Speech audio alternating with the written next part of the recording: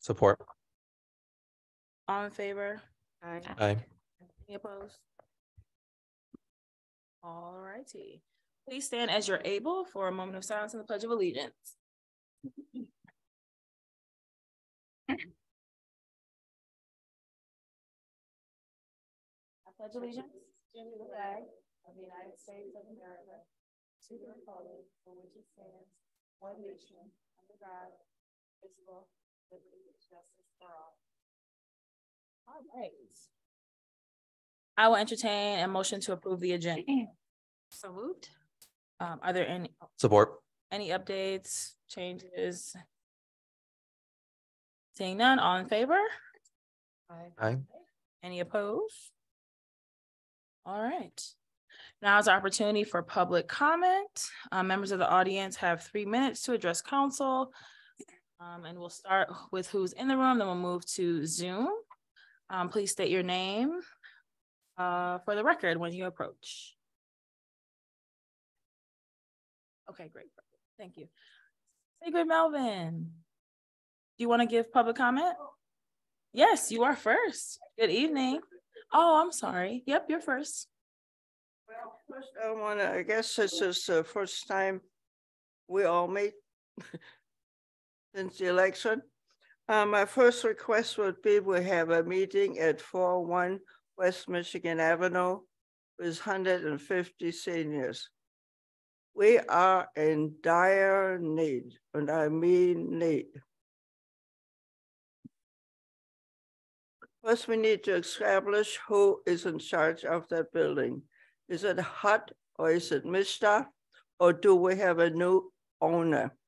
Because the management team is, what to say, wacko.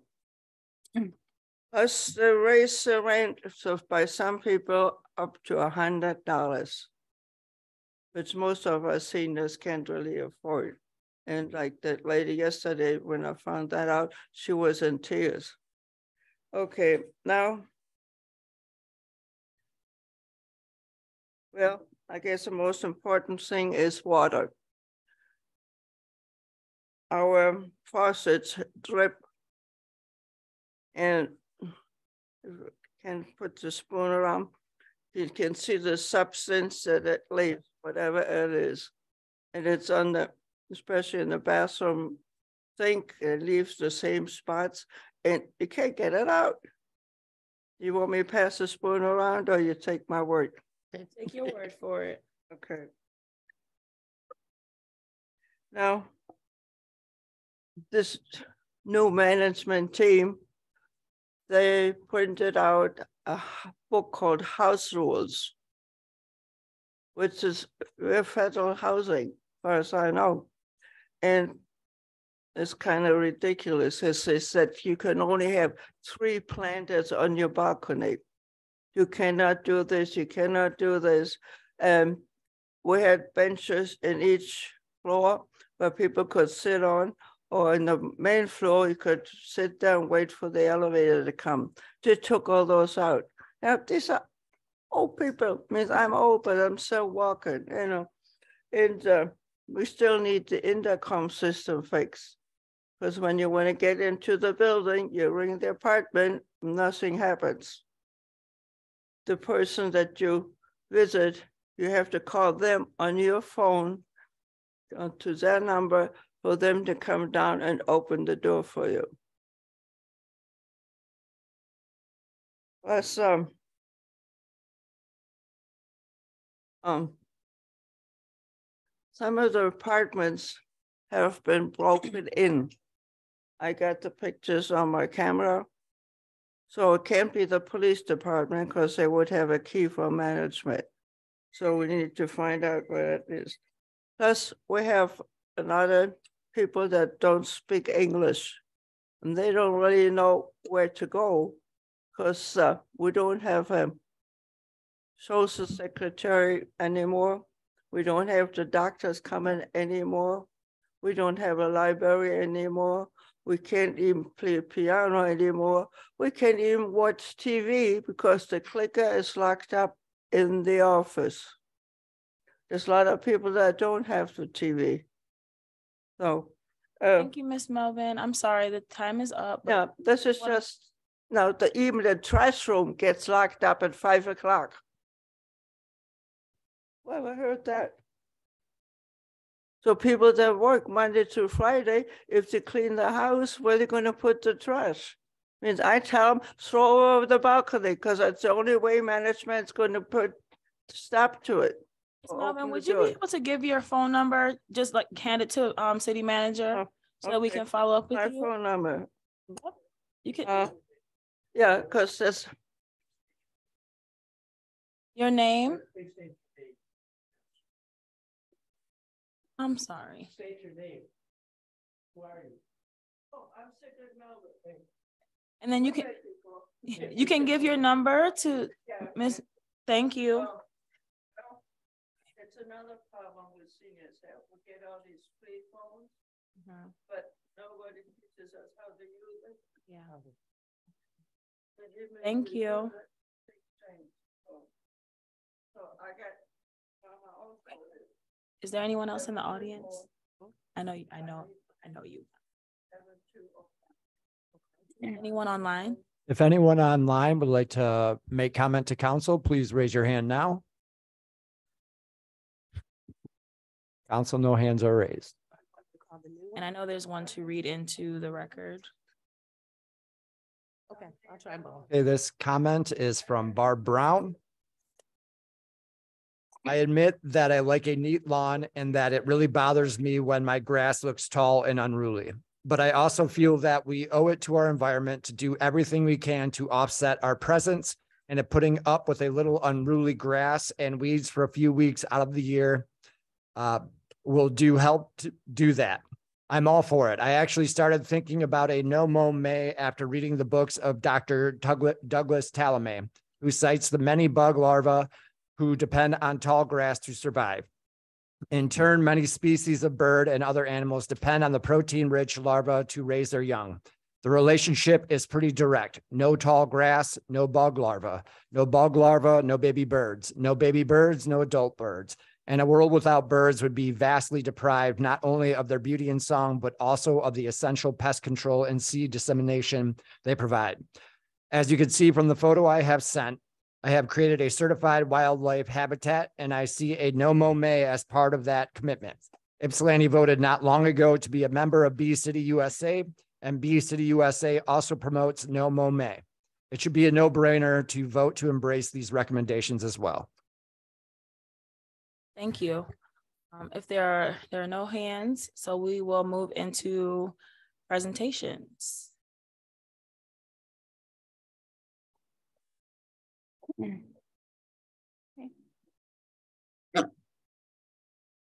Good evening, excuse me, good evening, Mayor and Council. Evening. Tonight, we will begin our budget presentations. And the team tonight includes myself, who will do a budget overview, John Kazor of Municipal Analytics, who will do our budget forecast, Reagan Basabika, our Finance Director, who will do the operating budget. It's on the next slide. And DPS Director Bonnie Wessler, who will cover our capital improvements budget. As the city manager, I, along with my team, we're happy to provide you the information regarding our upcoming budget. Tonight, we'll be looking at the amended budget for fiscal year 22-23 and the proposed budget for 23-24. In accordance with the city charter, the city of Ypsilanti approves its budget on a biennial schedule. Thus, this budget cycle reflects amendments to the current budget and to the proposed original budget. The amended and proposed budgets have been prepared accordance with the provisions of Section 14 of the Michigan Uniform Budgeting and Accounting Act and Chapter 5 of the City of Ypsilanti Charter. Go to the next one. Thank you. A few important dates. A public notice of the scheduled budget session and public hearing was published on April 16, 2023 in the Washtenaw Legal News. The budget sessions were scheduled for tonight, May 2nd and May 16th at 6:00 p.m. here in the council chambers. The final budget approval is scheduled for June 6th, 2023. In the amended general fund budget for 22-23, you will find that projected revenues totaled $19,130,814. Expenditures totaled $17,757,378, leaving a surplus of $1,373,436. The surplus is due to our ARPA funds. We received ARPA funds in the amount of $2.1 million, and we have applied the total amount to our fiscal year 22-23 budget. This is in contrast to what we said we would do earlier, which was to split them between fiscal years. But instead, we applied all of it to 1 year so that we would realize a surplus instead of a shortage in both years.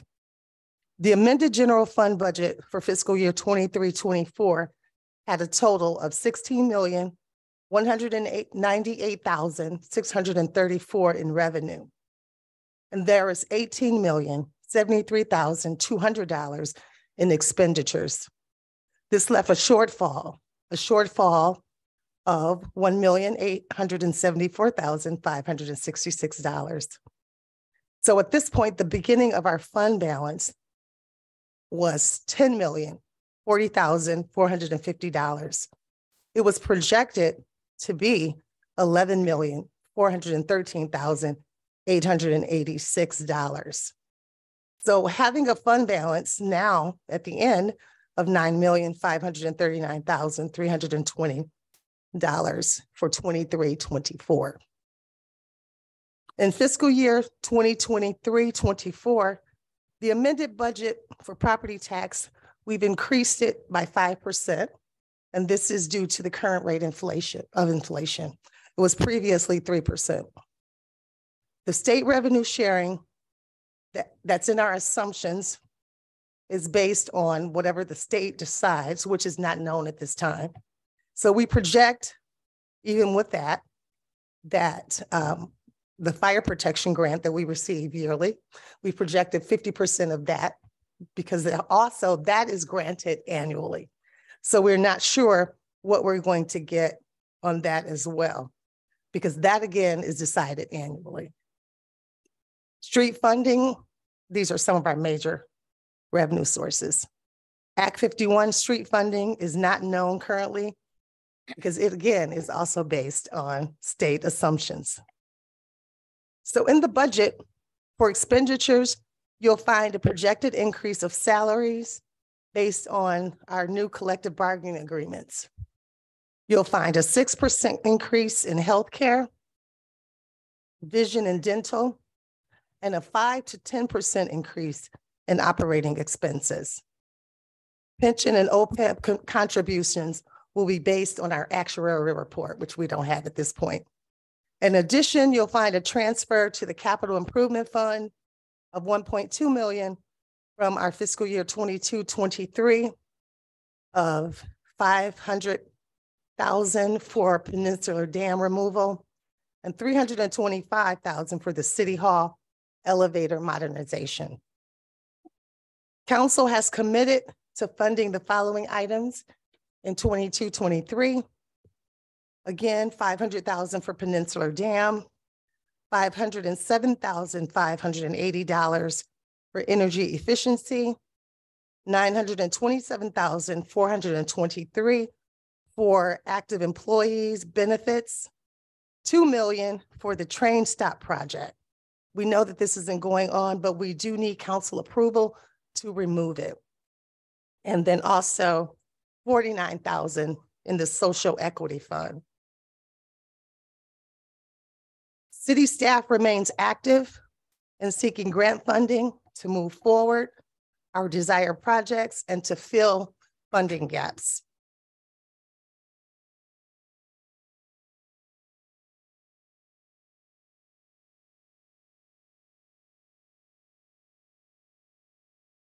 Can you forward to, yep, management cycle. So as you can see, this is our management cycle. Our management cycle starts with planning. Planning is what we do in our annual goal setting sessions. And then we go to programming. That is how we plan to implement our goals, which goals we plan to implement. Budgeting, this is where we decide tonight and the next series of meetings, where we want to allocate the funding. Then operations, that's where we determine which operations we're going to do. This is going to direct where the budgeting funds go to, which services and which programs we're going to do. Then we go to accounting, which will balance how we spend it. Reporting and auditing. So we are now at the third stage. These are the goals that we adopted. I don't believe I need to read them. It was retaining and attracting staff, community mental health, community engagement, invest in infrastructure, and revenue generation and housing. So these will direct how we budget and then what services we operate. Challenges. The pandemic caused significant direct disruptions in employment, making retention and recruitment steadily tougher due to more competitive wages and benefit packages. Increasing revenue is one of our biggest challenges, as property taxes are our major source of revenue. With property taxes forecasted to increase by only 5%, other sources and partnerships are necessary. We are anticipating that our membership in WRMA, Washtenaw Regional Resource Management Authority, will realize savings in our solid waste contract, which would in turn allow a general fund increase. That was important to mention because our general fund subsidizes this fund significantly. ARPA funds and grant funding, they have been lifesavers, but they're not predictable nor sustainable. One of our challenges is a Headley rollback that would allow us to generate some additional funds, or perhaps a millage to fund operations. These are things that we can consider for the future. However, they would have to have a vote of the electorate. So on my team tonight, I have John Kazor of Municipal Analytics. He's going to come and present the budget forecast. After him, Reagan's gonna come, and then Bonnie's gonna wrap us up.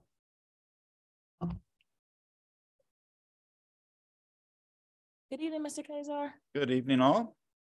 Glad to be in Ypsilanti. I was just in Cadillac yesterday. It was snowing. We're not getting out here. I'm going to start the discussion on the forecast with looking back at some history. As you know, we've been facing some issues related to the Great Recession. The city of Ypsilanti has still not recovered from the Great Recession when we look at your tax base. Your tax base is still 1.8% less than what it was in 2007, 2008. So we have a long way to go yet. Never catch up. You will never catch up, actually, because of the way the law is written in Michigan. So due to that gap, even though your state equalized value, your assessed values are now almost 16% over where they were previously, your taxable value is just creeping up very slowly. This is the biggest increase this year because of inflation. You get the 5%, which is the maximum you're allowed under Proposal A. So you will never see a tax revenue increase greater than what you're getting this year, 5%. That's all you can get. So when we combine that with the effects of the Headley constitutional amendment on your budget, so the amount of money that the general fund has not realized since 2007 is over $9 million because of the Great Recession. That's that dip in taxable value. You've lost that much revenue. If you combine that with all the Headley rollbacks that you've had over the years, the city is $28 million less in revenue for the general fund than where it should have been if we didn't have these restrictions. So that's just kind of framing why we're here, part of the explanation of what's getting the city to this point, and why some of the things that we're exploring include looking at the Headley override as an option. So we can go to the next slide. I'm going to talk about some of the assumptions, and Francis already mentioned some of these, but just real quick, looking forward now. She talked about some of the assumptions that were made for the current fiscal year and the upcoming 23-24 fiscal year. Looking beyond that, we try to guesstimate where things might go, not being overly optimistic, but not being overly pessimistic either, trying to find a middle road. Where we ended up with on tax revenue, 3%. The historical average since proposal A is just under 3%. We're still in a high inflation period. We don't know what that's going to mean a year from now when the state determines what the valuations are. Beyond that, another 3%, and then back down to the 2.5% in growth. That all assumes no new development. It all assumes not a lot of turnover and uncapping of properties. Obviously, if you have uncapping, that's great for taxes, but it also can trigger a Headley rollback. So it's a double-edged sword.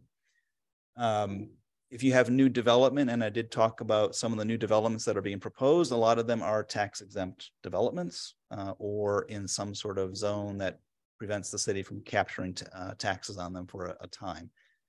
So even though there's potential new development in the pipeline, it's not going to significantly increase your tax base.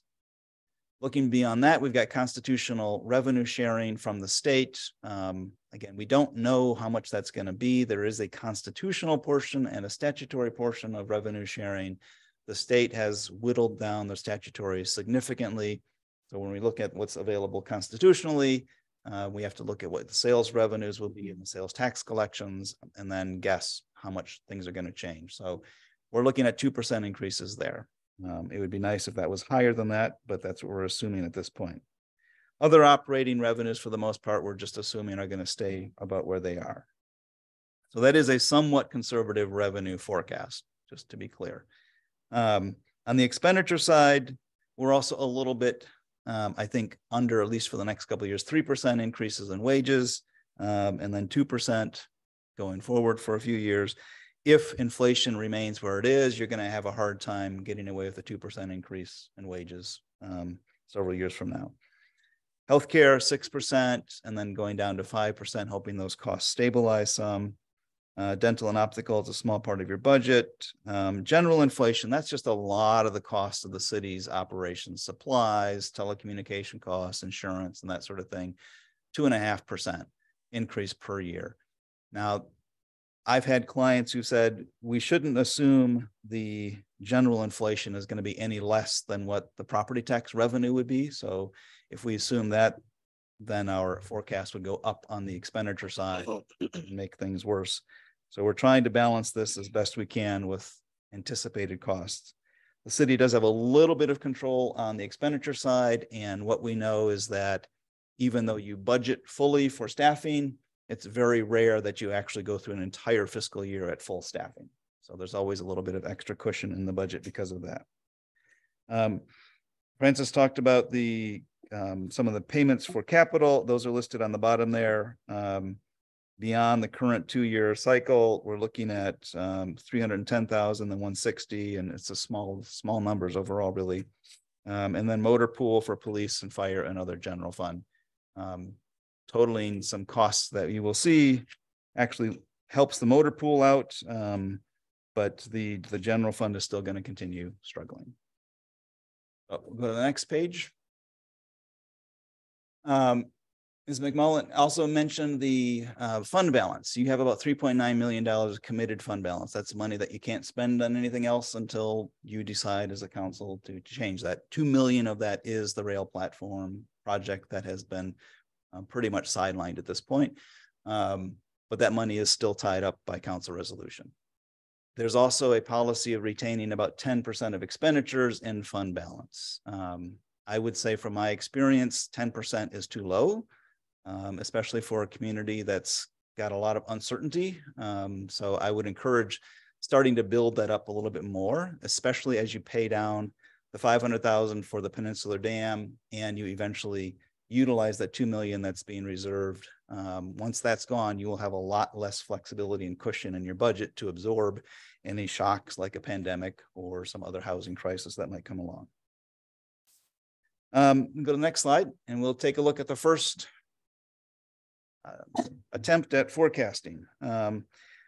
The revenues are not going to be sufficient to cover your expenditures. And those of you that have sat on council long enough have probably seen this chart many times. It looks about the same year after year.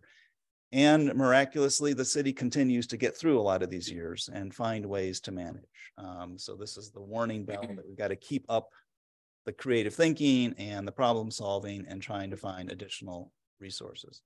It was pointed out that the budget for this year, the summit, the peak of that line there that shows your fund balance is due to bringing all the ARPA money into this current fiscal year. So you're showing a higher fund balance than you might otherwise, but that will be expended plus some next fiscal year. So you're going to end up with this recurring deficit, which in our lingo is referred to as a structural deficit. It's built into your budget. You're just going to continue having it, so it requires a fix. So we're going to have to look at some options for that. And I wanted to do that as part of this presentation, but I'll first go through some of the other major funds. First one being streets funds, major streets and local streets. We've got about $3.8 million in major street capital this fiscal year and next year planned. And then the forecast shows about $750,000 a year after that. Act 51 revenues, like other state revenue, assumed to increase about 2.5% a year.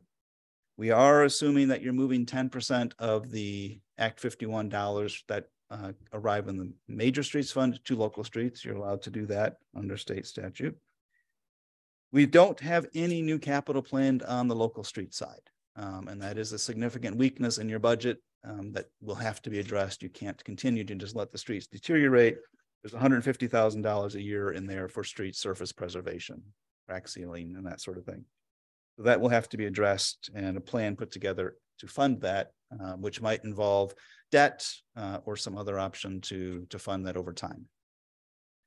The other funds that we're looking at in the model, the garbage fund, the general fund is subsidizing that to the tune of $350,000 to $485,000 a year. So one potential way to help the general fund will be to reduce or eliminate that transfer. And that is why there's talk about joining WORMA and getting a lower cost for service. We'll talk about some other options as well. Motor pool is continuing to be stable, but I know that there's additional equipment purchases that need to be made that are going to impact this forecast. And I think Bonnie's going to talk about that later. So there's some costs there that aren't yet built into the forecast. And then the parking fund, small surplus, but not a whole lot of additional expenditures planned in that fund at this point in the forecast, but I know that they're being talked about. So we'll go to the next one. Looking at some scenarios changing from what we were looking at, what else could we do to remedy this situation? First thing that we looked at is changing the assumption that you're only going to get half of the Fire Act revenue for your Act 289 funding, and say you're going to get the full $1 million. And so that's one option. Increase our assumption by $500,000 a year. It fixes things a little bit, but we still have a structural deficit. Go to the next slide. If we continue with that assumption of the fire protection grant being at full funding, and then also look at the public safety millage, the county public safety millage being renewed, because the original assumption is that it expires in 2028 and there's nothing after that. If we assume it continues, the general fund would get about $250,000 a year. So that boosts a little bit more revenue on the general fund, and again, further improves the forecast, but still doesn't solve it. Next slide. Next option, we looked at keeping that $750,000 between the fire protection grant and the public safety millage in the general fund, and then also reducing the garbage fund subsidy. And the specific scenario that we looked at is if the city went and asked the voters for a Headley override on the garbage millage, you would generate about $170,000 a year additional, which would reduce the subsidy required by the general fund by $170,000. We add that all together and we continue to see a deficit there that's not looking as bad, but it's still not where we want it to be. The final scenario that we looked at, and these are all, you'll notice, revenue related scenarios, because the other option that we have is to cut expenditures. And I know that the city does not want to cut services. If anything, you want to grow your services. So it's a question of how do we do that? So we're looking at the revenue side to figure out what we can do to address that. If we can go to the next slide. The last scenario that we ran is all of the other three that we looked at. And then we also add in there a Headley override on the general operating levy. And that would generate about $1 million additional revenue per year. And with the 4 of those revenue options combined, you would stabilize your general fund. So like I said, the other option is expenditure cuts, which I know you're trying to avoid. So when we combine all of those options, the fire protection grant being fully funded, which you don't have any control over, the public safety millage being renewed in 2028, which you don't have a lot of influence over, but you all vote. So hopefully that'll help improve that outcome. And then the last 2 are both Headley overrides, require a vote of the people to override that levy and to set it back to where it was or to some higher level. So those are the forecasts that we looked at. And I know there will be continued conversations about what the city will try to actually undertake. But the big takeaway is without any change on the revenue side or the expenditure side, the city will continue to face structural deficits. It looks good right now, but $2 million from ARPA is really getting you through. That money is going to be gone after next year. So that's not coming back. So I would encourage you to continue thinking about what you can do on the revenue side if you want to continue sustaining the services that you offer. The other thing that we did talk about that I didn't put in writing here is the fund balance question about how do you continue to grow that a little bit. One strategy that we discussed was possibly saying, if you're budgeting full staffing, you can take the savings that you don't actually spend on staffing because of vacancies and put those away into your fund balance each year. So you actually expend them, but you actually set it aside as a designated fund balance. So that's one strategy to start increasing that. There are plenty of other strategies that can be discussed, but again, the focus is trying to do it on the revenue side where possible, so you can address continuing to provide services. I'll entertain any questions you have. Or answers. If you have answers, take those too. Yeah, okay. Questions from council or Mr. Kazar? I guess for clarity, I just want to, so the last scenario 4, with all things considered in it, is kind of unlikely to happen? It's because the first 2, we don't have any control. The second 2 are votes of the people. So we don't necessarily have control over that. But as far as local control in the community, you can control the last 2. Okay. The voters can support those. Right. The other 2, less control, yes. Thank you. Question? Oh, Councilmember D. Simmons. Yeah, I'm trying to think of which questions to ask now versus later. But yeah, I just wanted, and so just the question of the voters overriding Headley. I guess I'm trying to figure out what that means exactly, or like what it would be that would be put in front of them. Yeah.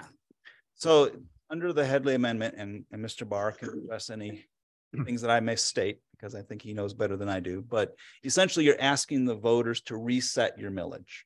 Mm-hmm. Over time, Headley Amendment reduces your millage a little bit whenever you meet a certain target in how much your valuation is relative to what the inflation rate was. So that whittles away at your taxing authority. The millage question is then asking voters to reset that at a higher level. You can go all the way back to the 20 mils, or you can go to something lower, or whatever the maximum, I don't know, what is the maximum millage? Is it 10 mils in the city? I don't remember. Yes, 20. Right, so you'd be asking the voters to approve that, and you can ask them to approve it for an unlimited time or for a limited time.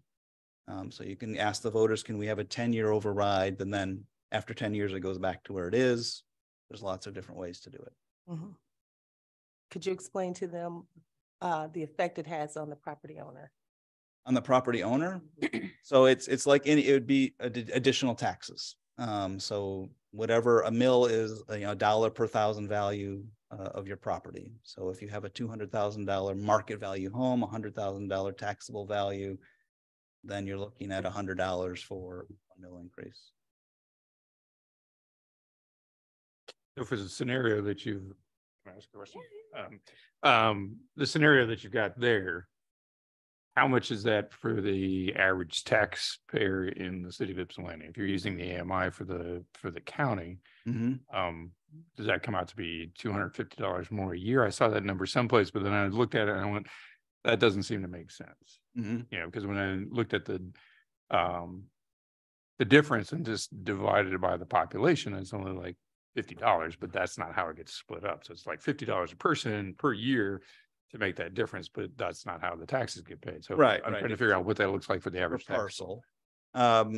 So Reagan, help me out. How much are you, what is your rollback on the your current Headley limit maximum? Is it 17, 18 mil? I'm sorry? 17.8. So you would be going and you would ask them for a 2.2 mil increase, essentially, if you want 17.2. So you'd be going up 2.6, 2.7 mils, which again depends on the value of the property. Commercial property might have more value, an apartment building. So it's hard to divide it by population, but it would be based on the value. And then the garbage millage is down by a fraction of a percentage. Yeah, so it's not a lot, but that is the other option. Another question I have, this is just more about timing, just to kind of clarify for the public safety and mental health millage. So you're saying that that would be going back up to voters in 2028. For some reason, I thought it was earlier. 2026. Okay. Okay, that's okay. So it's going back up to voters in 2026, but this expenditure, this thing about 2028, is that just because that might have been my own brain not thinking of things right? Okay, great. I apologize. I look at a lot of numbers. Okay, no, that makes more sense to me, because I was like, because I was thinking about the time being earlier, and actually that it would probably, people would need to be doing work on it like much earlier, actually, before it goes back up. Okay. Additional questions? Yeah, I think my other questions I can hold later. Mr. Barr? I might mention the thing that Mr. Kazar was talking about, the Headley and constitutional one. In the 70s, I think it was, we had a tremendous inflation in the United States, and real estate values went up dramatically. And our taxes are based on the value of our real estate. And so there was an effort to put a cap on, especially senior citizens, being taxed out of their home. And so there became a wave that went from California across the states to limit the amount that the cities can tax on home values. We're limited for the ad valorem taxes generally at 20 mils. So we start with that thing. The way that Proposition 1 and Headley work, it continues to erode that. So now we're down to, I think, maybe 18 mils or something in that area. So that's less than we were before that we were authorized. But the only way we can make that up is to get the people to agree to do that. Thank you, Mr. And just as a follow-up to that, the other alternative is to go to the voters and ask for a special millage to fund a certain service. So you can use that 2.5 mils or so to ask them for something specific to fund a specific service. So like an example would have been like the Water Street millage. Yeah, that was a debt millage. That's a debt millage, right? So that doesn't count. revenue. Voters had to approve it, but it is a different, yes. What is an example that we've done? Have we done it? Maybe for streets. Roads. Streets, Yep, okay. right. How was that? Didn't we do a street one though? Your garbage millage is a special millage. Oh, okay, garbage. Okay. So you could do one like the police services, something for operations. Specific. Okay. And oftentimes we see a special millage for public safety related items or streets, you know, whatever is the key priority for the community. Mayor Pro Tem? Or the alternative that would clear up a lot of this would be to get the state to do the revenue sharing that they're supposed to be supposed to doing for do, the last yeah. 40 years. I can't disagree with that. I would fully support that option. I just don't think we here have the control to do that. It's hard to do that, right? I agree that on top of the 28 million that the city has lost or not realized over the last 15 years or so because of Headley and the Great Recession, there's also millions of dollars of lost revenue sharing that had been promised that was slowly whittled away over time. Well, see, I have so I don't know. Do we have a sense of what that is? I just wonder, like, so this is my question, right? Which is, this is something that's comes up, right, all the time. And and we're obviously not the only ones. Like everybody, it says the same thing. And then I wonder, like, who do they listen to? Like, and what do we say to them? And it's like, hey, what are we supposed to do without this blank amount of money? And how many, like, I'm just trying to think of like, okay, like I'm not a person that likes like, oh, isn't that crappy? We just leave it alone. Right.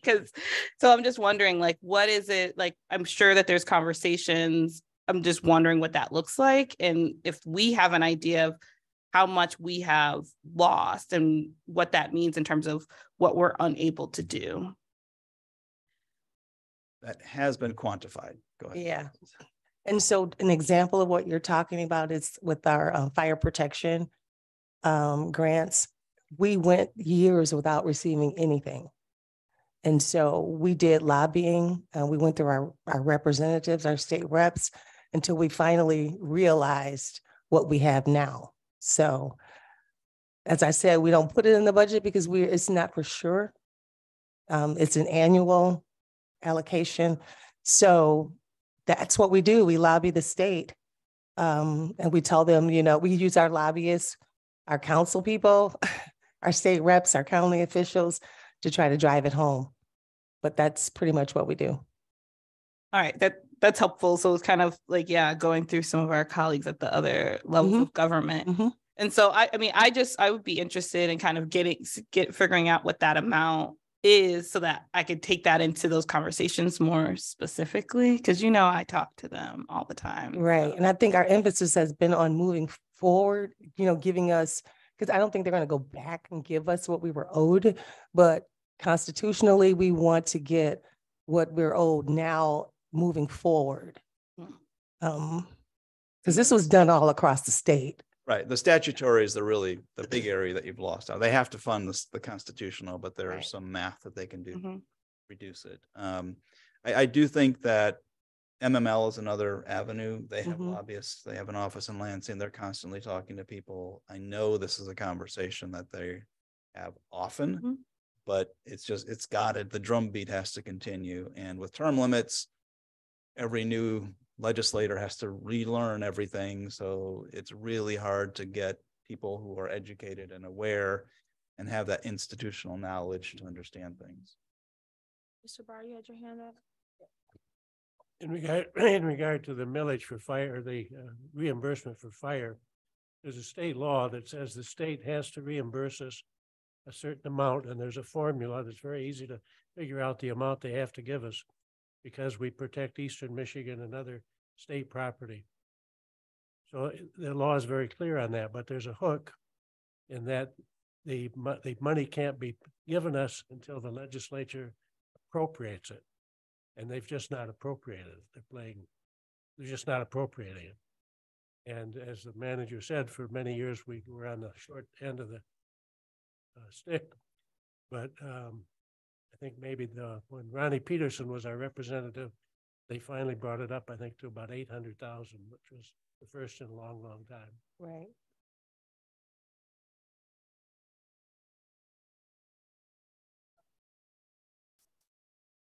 Additional questions from Mr. Kazar before we move on?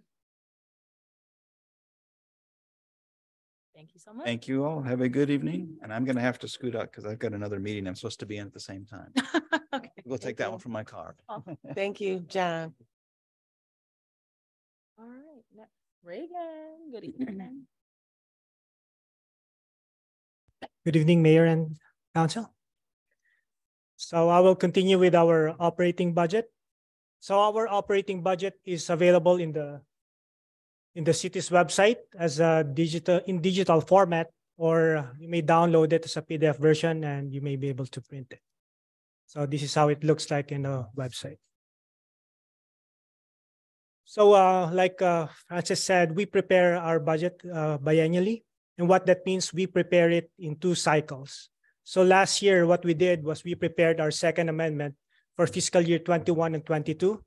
And the council also approved the original budget for fiscal year 22-23 and fiscal year 23-24. So in this current year, we are requesting council to approve our amended budget for 22-23 and 23-24. Before we look into our budget, I would just like to share what happened last year. So this is our budget versus actual for our general fund. So in our budget in 21-22, we were projecting a shortfall of 728,000, but we did end up with a surplus of 588,000. And the main reason for this is that we did receive full funding of our PA 289 reimbursement, like we've talked about a while ago. This is 500,000. Fire protection reimbursement. And we also spent less, 360,000 less on salaries and benefits due to vacant positions. We also spent 360,000 less on operating expenses. So we had some savings on our contractual service, public utility, janitorial service, professional development, and some of our office supplies. So that increased our fund balance from 9.4 million up to $10 million. Next slide, please. So on this slide, what we see is the historical fund balance of the city. As you could see, since fiscal year 15-16, we've slowly increased our fund balance from 5.8 million to 10 million. And on this chart, you will see the green bar. The green bar is our unassigned fund balance. This is actually what the city could spend for, which is available for our budget.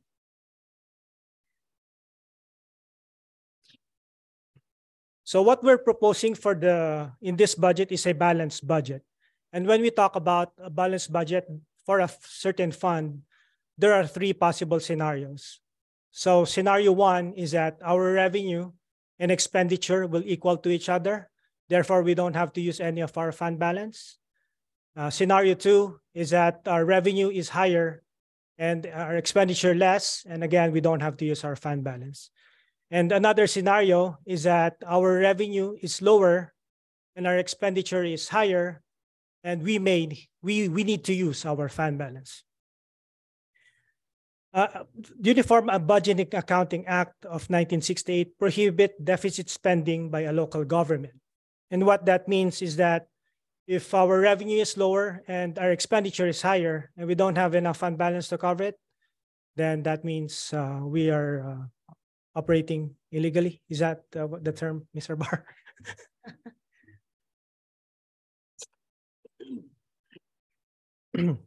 So this was discussed by our city manager a while ago. I've highlighted the main difference from our original budget to our amended budget.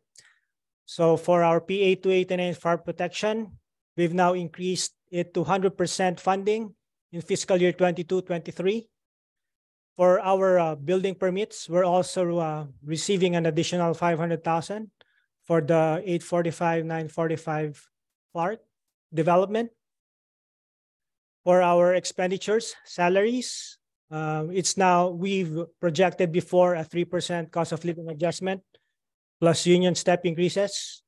But in the amended budget, we've now based this on the new collective bargaining agreements. For our healthcare, vision, and dental, we've now used the new rates that we received from our broker. And for fiscal year 23-24, for our property taxes, we've increased it from 3% up to 5%. And then for building permit, we're also looking at an additional 100,000. This is for the final phase of the permits for 845 and 945 Clark development. Again, salaries, it's now based on the collective bargaining agreement. So we've now settled with our IAFF, which is the police fire union. And then for our TPOAM, which is our general employees. And currently we are hopefully finalizing with our police union, the BOAM. And for our computer and hardware, we did put in an additional $200,000 in the budget because we are looking for an upgrade in our software system. And for our ARPA funds, 23-24, we put that back to zero because we are recognizing everything in 22-23. So this is how our revenue looks like, where the source of our revenue comes from. So mainly it comes from our taxes, which is 63%. And the 21% comes from our intergovernmental. This is from the state revenue sharing. We receive 5% for our services, charge for services, and 5% from licenses and permits. And we have others like our investment earnings, transfer in, and rentals. For our expenditure, this is where we spend our money. We mainly use it for our salaries and benefits, also for pension and OPEB, our post-employment benefits, and 23% for our operating expenses. And we also make transfers to other funds. So we do subsidize some of our other funds like our garbage fund, our capital improvement fund. So the main source of our revenue is our taxes. And this is derived by multiplying our current taxable value multiplied by our millage rates. And for 2023, our taxable value was at 407 million, which was from 377 million last year. And the 2023 inflation rate multiplier is at 7.9%, but due to Proposal A, we were capped at 5%. And this was discussed a while ago, and this is our millage rates.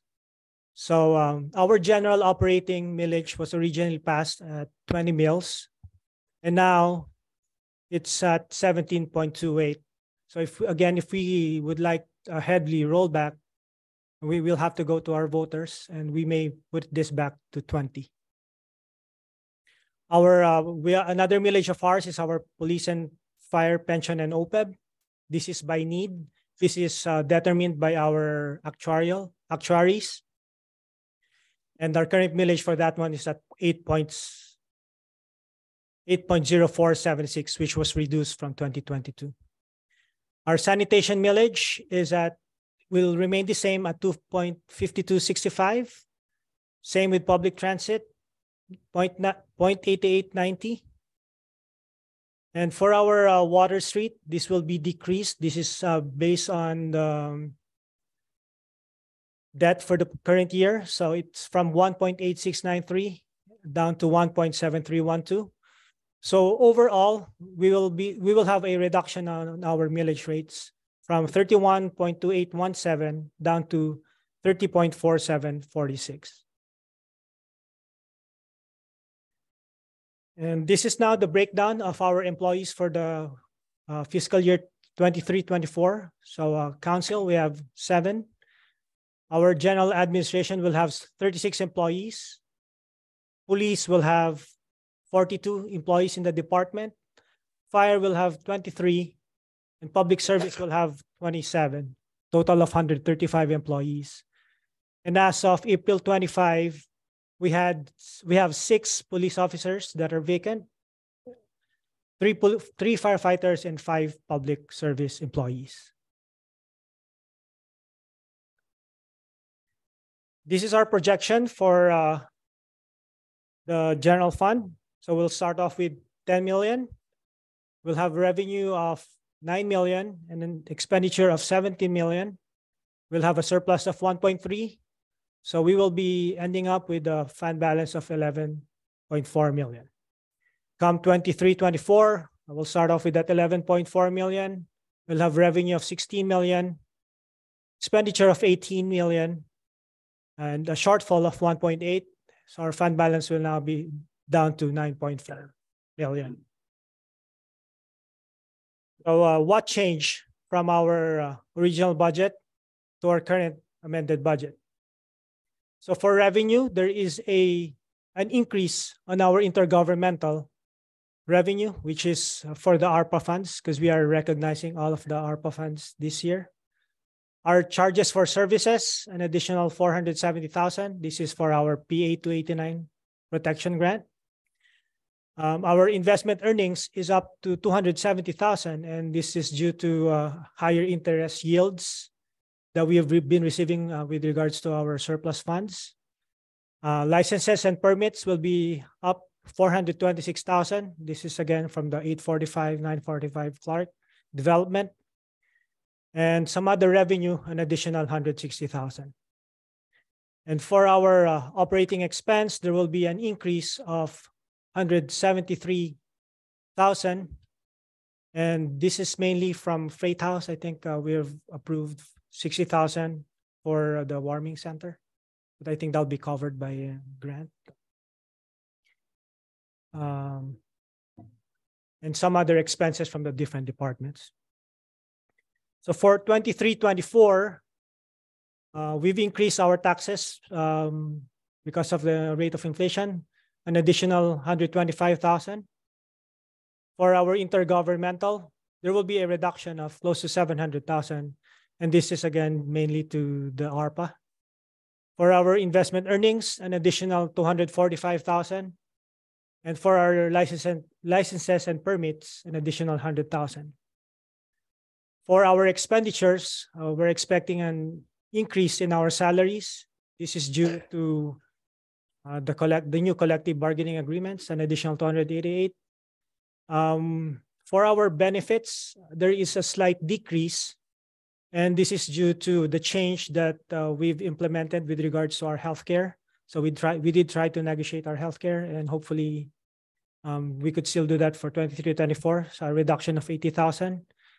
And for our operating expenses, an additional 430,000. This is for the new ERP system that we are planning for our software, and an additional 100,000 for building inspections. And we've received the quote just a couple of days ago, and this may increase.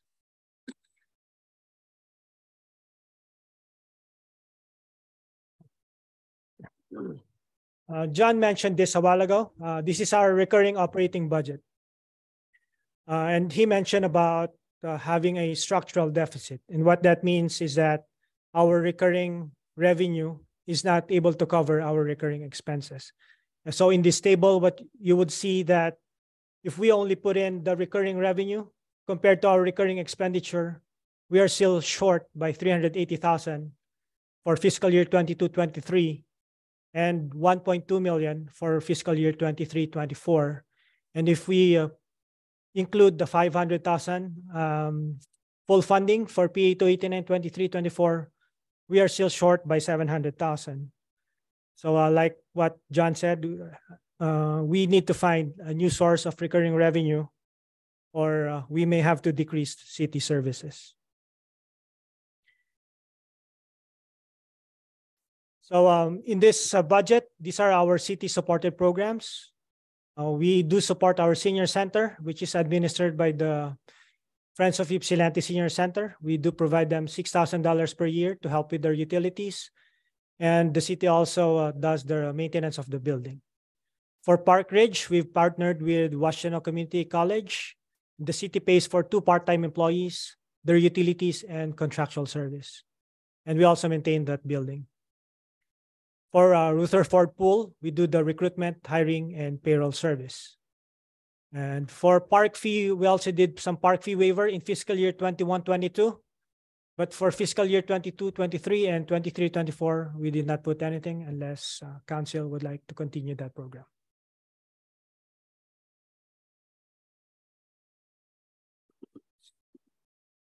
These are the transfers for that the general fund makes to subsidize the different funds.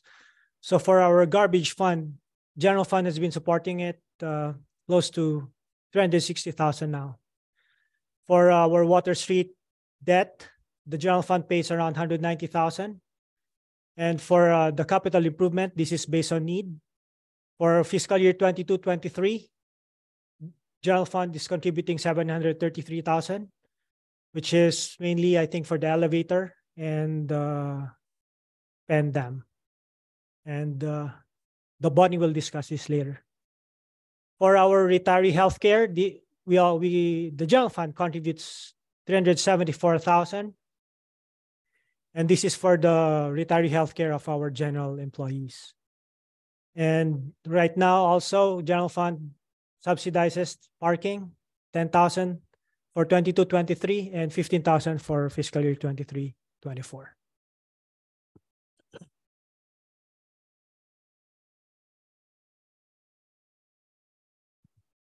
So after the 2 budget years, we're estimating our fund balance to be at 9.5 million. Again, that 9.5 million is not available for us to spend. And only 5.1 million is our unassigned. 4 million of that is already committed, which is for the train stop, Pen Dam, $1 million for our compensated absences of our employees. And also part of that is part of that is non-spendable, which is our inventories and supplies. And that's the summary for our general fund. Unless council has some questions, or we could continue with the other funds. Questions for Reagan? Okay. All right. So a couple of quick questions. One is just where does the cannabis revenue show up in here? Does it show up as part of general taxes, or does it show up in permits? Where does it show up in our revenue? We have a couple of It's in the general. it's in the general fund. I think it's part of the intergovernmental, because that is a state revenue sharing for marijuana. And then the one that we receive for what do you call it, under the 5,000 applicant, it's a permit. So there's a couple for the permits, it goes to permits as well. Okay. I might have something, but and then I just wanted to check. So you were saying in terms of the licenses and permits and things that we were seeing for the Clark Road development. And then so I just had a question about whether are we not going to have licenses and permits for the Mattie Dorsey Estates and the 16 Washington project? I did talk to John, our building manager, and he said that they'll probably in 23-24. So we have not included that yet. Okay. And we didn't include the College of Business either. I was gonna say the COB revenue. Right, because that's gonna be permit fees. So then, yeah, so then those would just be more that we might see, because I know we were talking about, right, we don't want to overdo it so much, but those are things that we also can expect to see coming in there too. And then the other question, so you were talking about how the general fund subsidizes parking, and I just want to understand that a little bit more. So is that is for the service of how we have our parking, whatever they're called, I don't drive, so Enforcement. Yeah, yeah, so this is just like for the enforcement officers to like make sure to connect with wherever people pay for parking. I'm just trying to understand like, Because we don't technically we don't make revenue from our parking at this time. So. Subsidy is for the planned capital. It offsets the capital. So operationally, the salaries of the enforcement officers,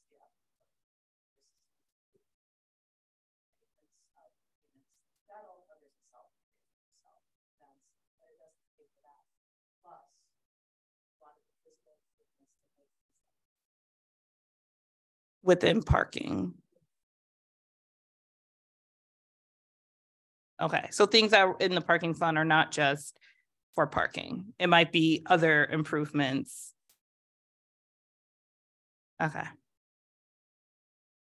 It's gonna be salaries of the enforcers. And then we also have the maintenance of the parking lots. Maintenance of the parking Lots lots. in the meters. And so the main source of revenue will be the meter revenue and then parking tickets. Yeah. That's why it's in separate funds.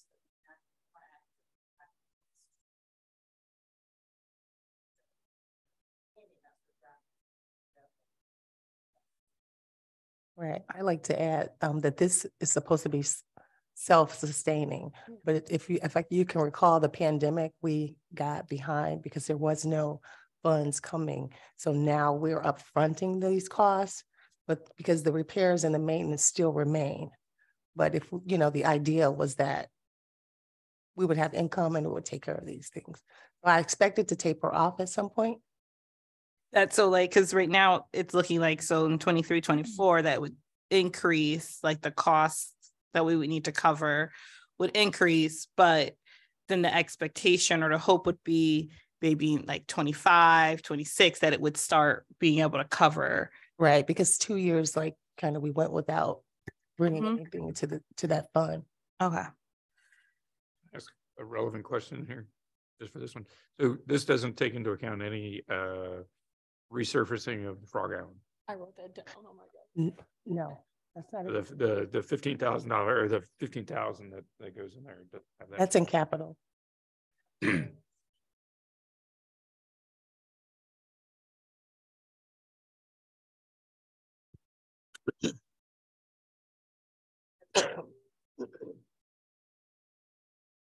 And then, well, I guess I could wait. So Bonnie, you're gonna be giving us more information on some of that stuff when you come up? Oh, okay. No. Thank you so much. It's a team effort. Yeah. Another question I just have, just as you were talking about, so I noticed the park fee waiver 2 piece. And so is that what we have? Because where now council doesn't have to do it, right? City manager approves park waivers, and this is for, so just like in terms of the amount for that, then is the expectation that we wouldn't do that, or is that just going to be held some other way? I think it would be up to council to decide, to determine if they wanted to set aside a certain amount for that. But we have not been taking it from there this fiscal year. It's been coming out of somewhere else when people have asked for it. Because I believe the slide said that there was 0, didn't it? Or yeah. I'm sorry. So I take that back because that's for next fiscal year. So we probably have taken some out of it. Did we use up to 30,000? That's in 21, 22. Okay. The last fiscal year. Did we already waive some of the part? Yes. I'll double check where we. Because there would be that there would be something for this one, 22, 23. Correct, if we have not exceeded, which I don't think we have. Okay. But we've done a lot. So it's just something for us to keep in mind for if we want to make sure that we still have money set aside to do something that you would want council to make that clear so that you could then Correct. do that. So we're looking for a system to handle these, just like we did for the youth mini grants. We're kind of thinking of a process or a policy, which says, you know, you need to get your plans or your events in by a certain time. And this is how much we've allocated so that we stay within that budgeted amount. And we don't just get, you know, them coming in as strays. So I will probably bring something like that to council for consideration for special events and park waivers. Just so that we can get that tightened up.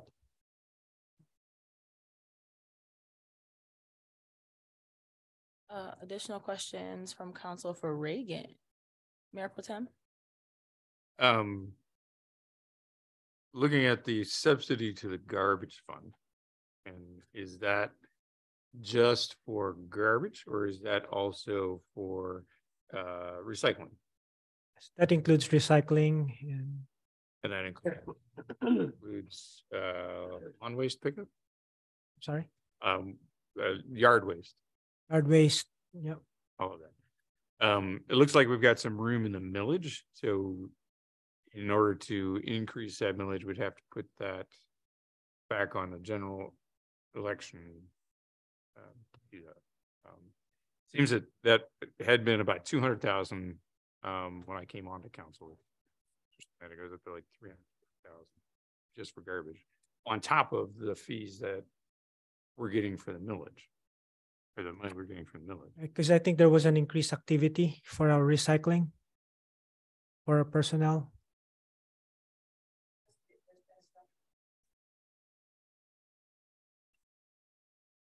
Yeah, it's always been so, but it just seemed to jump up, you know, because when a few budgets ago it was about 200,000. I thought, oh, there were two. And I figured out if we just got rid of picking up yard waste, it covered the deficit. Mhm. And I thought that was a great idea, but nobody else did. But so we could increase the millage. And I guess I'd like to see what those numbers look like. If we went to the max on the garbage millage, what that would generate for revenue. Or I think we did calculate that, and it will be an additional 170,000. even that wouldn't cover it. Wouldn't cover, but at least there will be a decrease in the subsidy from the general fund.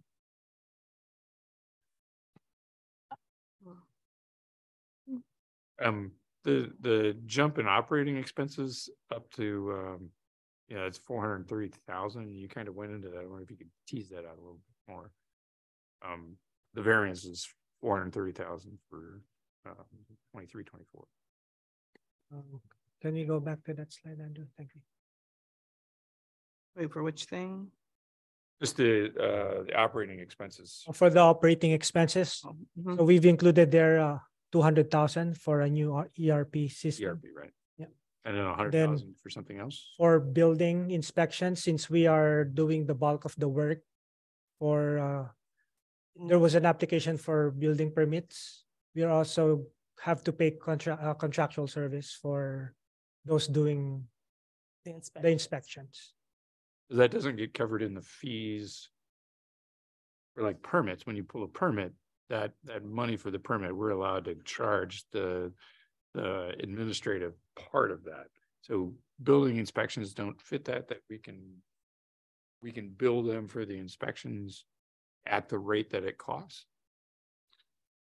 This is just, so the expenditure increased because of those developments, but our permits also increased to cover that.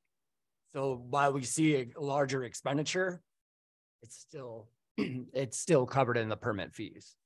Yeah, so there's revenue coming in as building permits on our revenue side, but then we'll also have to pay under our expenditure for those inspections. So you'll see an increase in the revenue, and then also an increase in our operating expenses. Would that be under licenses and permits, or would that be under revenue, or is that? So under revenue, it's gonna be under licenses and permits. So We just haven't realized that yet. we did receive the money now in fiscal year 22-23, but I think the work will be done in the next fiscal year. That's why we did increase the operating expenses in that fiscal year in 23-24. But then we did receive a quote just a couple days ago, and John was explaining to me, instead of 100,000, that could go up to an additional 150 or 200,000 more. That is not done by our employees. We do contract that service. Right. We don't have the capacity for the developments that are coming up. And so Right. it's a contractual service.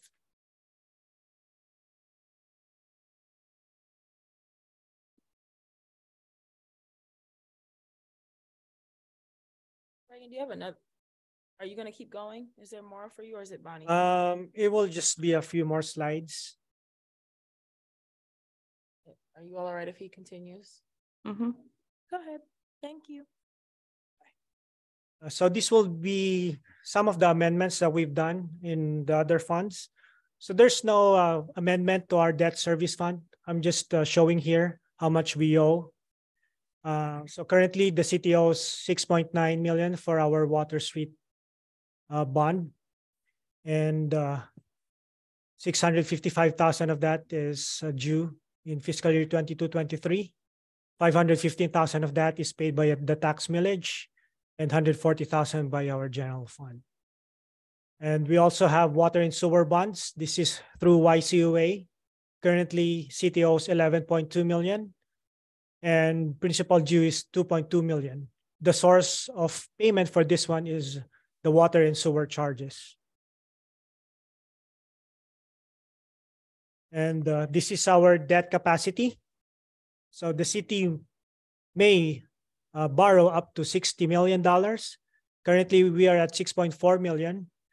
But then again, we cannot borrow the whole amount. This is again based on the capacity to pay of the city. For our major street, this is the amendment. Our county street millage project will be reduced from 360,000 down to 241,000. Our Huron Hamilton Road Diet project will be increased from 54 to 150,000. And then this is a new project for 22-23. The Forge Factory will be increased to 88,400. This is the amendment for our downtown authority. The community health initiative is increased from 12,750 up to 50,000. The special events contribution from 7,500 up to 15,000. And the solar grant program will be increased to 100,000. For our parking fund, for fiscal year 23-24, we're going to eliminate the parking manager and instead transfer his or her responsibility to the DPS supervisors. And these are now the projected fund balances for all our funds. So if you could see on the last column, our ending fund balance is either on the positive side or zero, which means that what the management proposes for this budget year are all balanced budget. And that ends my report, my presentation. Thank you, Reagan. Thank you.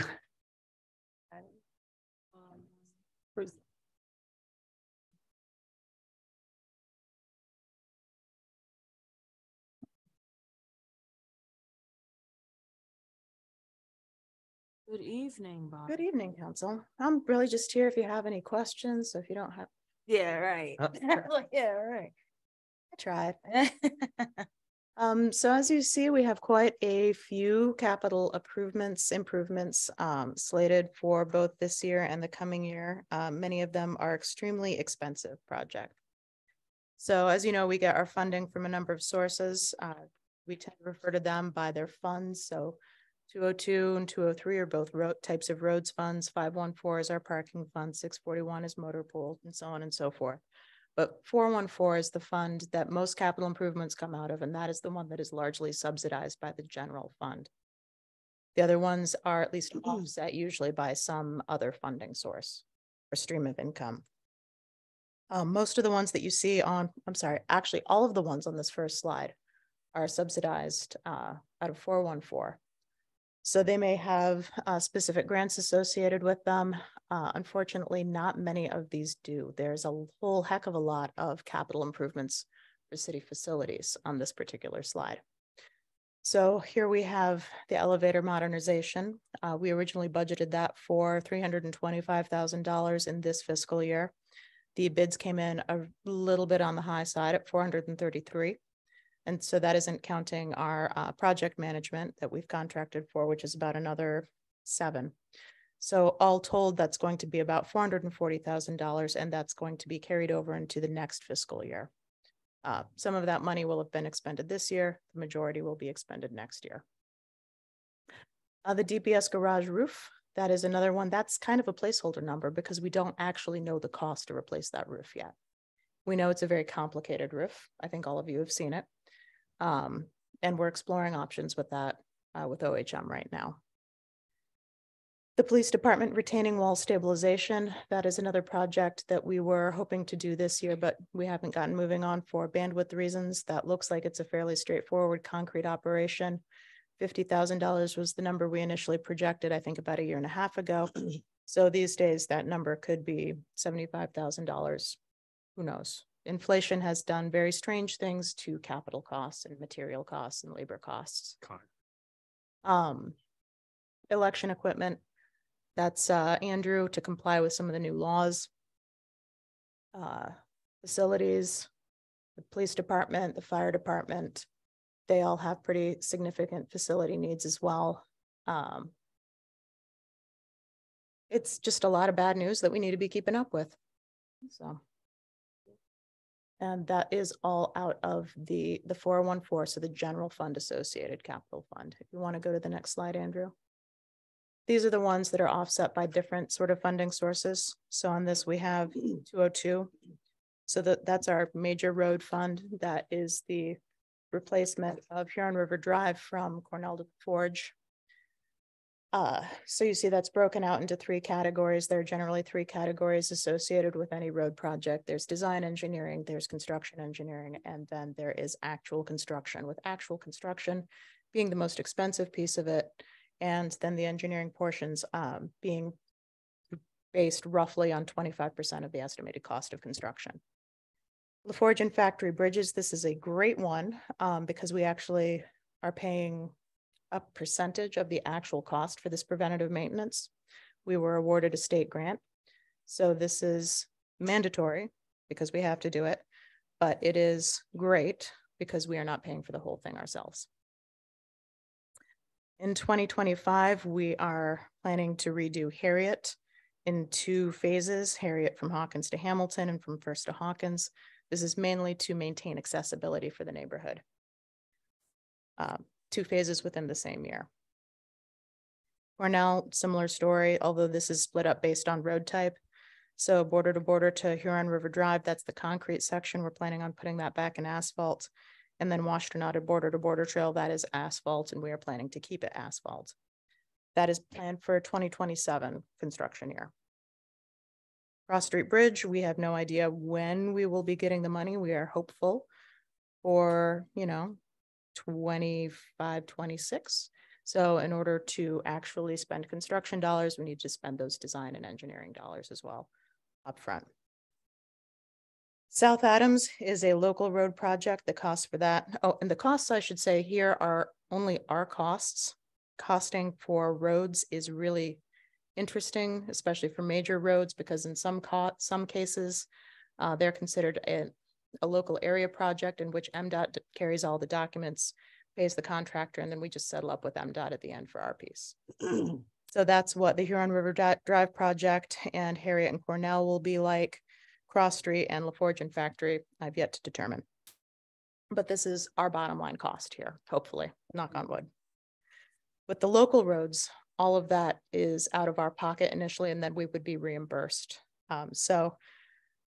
Reagan had referenced a county roads millage. That's on a reimbursement basis from the county road commission. So when the county passed their roads millage, we all of the local agencies, Act 51 agencies, get a percentage of that. Ours is roughly equivalent to about $150,000 a year, more or less, but they don't write us a check. We have to show them that we did that much work or more, and then they reimburse us our portion. So we can save this up over the course of a couple of years, and that's what we're doing with the South Adams project, since that's going to be a little bit bigger of a project. Then we have also budgeted a local road pavement preservation stormwater improvements program.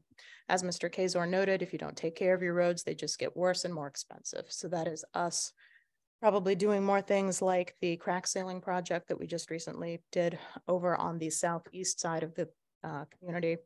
We'll be rotating that through the community year by year, and then also attempting to address some of our stormwater issues. It's interesting because most of our stormwater, as well as most of our street tree stuff, is actually paid for with our roads millage money, just so you know how that, well, not millage money, Act 51 funds, just so you know how that works. Sidewalk replacement. So this is a small number in here, $12,000. That is partially sidewalk replacement for just city-owned properties. So adjacent to parks, adjacent to city facilities, things like that. That's more or less a maintenance dollar, as well as engineering fees for ADA ramps. We are no longer under the settlement agreement for ADA ramps, so we can start diverting some of that money elsewhere. We were spending a little bit more than $100,000 per year on ADA ramp replacement. Parking. So this past year, we didn't spend any money on preventative maintenance. So we've carried that over into 23-24, or proposing that rather. Hopefully spending $100,000 next year on pavement maintenance. And part of that is actually, hopefully, if the agreements work out, taking advantage of some of the work that Yucca is doing in the North Adams lot and in South Huron. So hopefully a little bit of savings there. Still going to be spending a lot of money, less than we would if we undertook the project on our own. EV charging stations, that's another one of those things that we don't yet have the capital built up yet in 514. And so that would be fund. EV charging stations are interesting because everybody says, wow, golly gee, there's a whole lot of grant money out there. There really isn't. Right now, most of the grant money in Michigan is for communities that are essentially placed to relieve range anxiety for tourism. So if we were Ann Arbor or Detroit, we'd have amazing amounts of money. Because we're not quite either of those two places, which are tourism destinations, and we're not proposing them right on the freeway, people generally aren't interested in granting us money. So we have great locations. If anybody wants to give us some money, happy to do it. But if we can't get a grant, then we have to spend our own money on it, if that is a priority of council. Then vehicles, these are pretty straightforward replacements. One thing that I do want to mention is we've been in the process of sort of reviewing our vehicle maintenance strategy, or not our vehicle maintenance strategy, our vehicle replacement strategy. Previously, our replacement schedule had more or less been drive it till the wheels fall off, sell it for scrap and get a new one. That is not actually the correct way to manage a fleet. We lose a lot of residual value in the vehicles. We spend a lot of unnecessary money in upkeep. Leads to a lot of staff frustration, actually. But if we keep our vehicles for a shorter time and can track the service costs, we end up in a much better position if we replace our vehicles every 3 to 5 years rather than running them 8, 10, 15 years. As you saw recently, we had 2 of our 3 recycle trucks break down one week. That was both expensive and drastically affected services. So we'd like to avoid that if possible. So I don't think we have a recycle truck that is less than 5 years old right now. We have one on order, but you know, it's not in hand yet. And that kind of concludes my upbeat and cheerful presentation. If you have any questions, recommendations, amendments, as Kazor said, answers, that'd be fantastic. Thank you. Thanks, Bonnie. Questions for Bonnie? Good job. She didn't even look to the right. I knew what she was like. I don't No, no. Couple questions. There's a Frog Island risk avoidance. So generally, our capital improvements are ranked into one of four categories. Mandatory, meaning we have to do it. We've either contractually committed to it. It's legally required. Horrible things happen if we don't. There's risk avoidance, in which case it is going to save us money in the long term, effectively. So we're avoiding spending money on something else. Then what are the other ones? Strategic, where it helps us get our goals. And then there's a fourth one. I don't believe we have any of those. That's the most deprioritized one. Is that for Frog Island, or is that for the parking? That is for parking. And so that gets, you spread that over a couple of years and that. Right. And if you're looking at the one that is in 414, so that's the twofer. So that's the north end of the lot that has the accessibility improvements. So that's maybe 50% park and 50% parking. Previously, we were asked to come up with one project per road project per ward, and North Washington got shortchanged on that because the road deteriorated more than the budget that was for that specific project. Where does that come back to us? So North Washington, we'll probably be revisiting that one because we're revisiting that sort of strategy as well. North Washington had originally been slated for a mill and overlay, and that's what we are trying to do with a lot of these roads is a mill and overlay. It's a sort of capital preventative maintenance. It's like slapping another layer of shingles on your roof. What North Washington really needs is a tear off and re-roof. And so that is a reconstruct. It doesn't need something quite as intense as what we saw on West Cross back in 2020, where we're redoing water mains and all of that good stuff. But we do need to take down both layers of pavement as well as the subgrade. We could do a mill and overlay and extend the amount of time it will that we have basically until a full reconstruct gets needed again. But right now, like the correct solution is a reconstruct. You may actually see that in front of you again because it is in one of our worst conditions, and we may choose to do a mill and overlay simply to get us to the future rather than let it continue to deteriorate as we save up for more. So, and how long would something like that hold us? Maybe a mill and overlay. A great example of that would actually be Huron River Drive. So Huron River Drive, the area that we're reconstructing this summer, knock on wood, has been in need of a reconstruction for decades. I believe that they had a mill and overlay of at least sections of that road. I want to say in 2019. No, Stan was still here. Right. So maybe Lang was still here too. 17. Yeah. So it was mill and overlaid in 2017, and it's limped us along until today. So that got us another 5-6 years. Yeah. So it kicks the can down the road, but at least it's a better road. I want to look at it that way. One of the other questions I had is like, I saw that there's 2 garden tractors on the lawnmowers, right? And so the thing that's always impressed me is how long it takes people to mow the parks. Oh yeah. And it's like, has there been a cost analysis for a bigger tractor? So the challenge there is that we don't have enough wide open spaces, right? So a bigger tractor is a wider mowing path, which means that we can't get in between things quite as easily.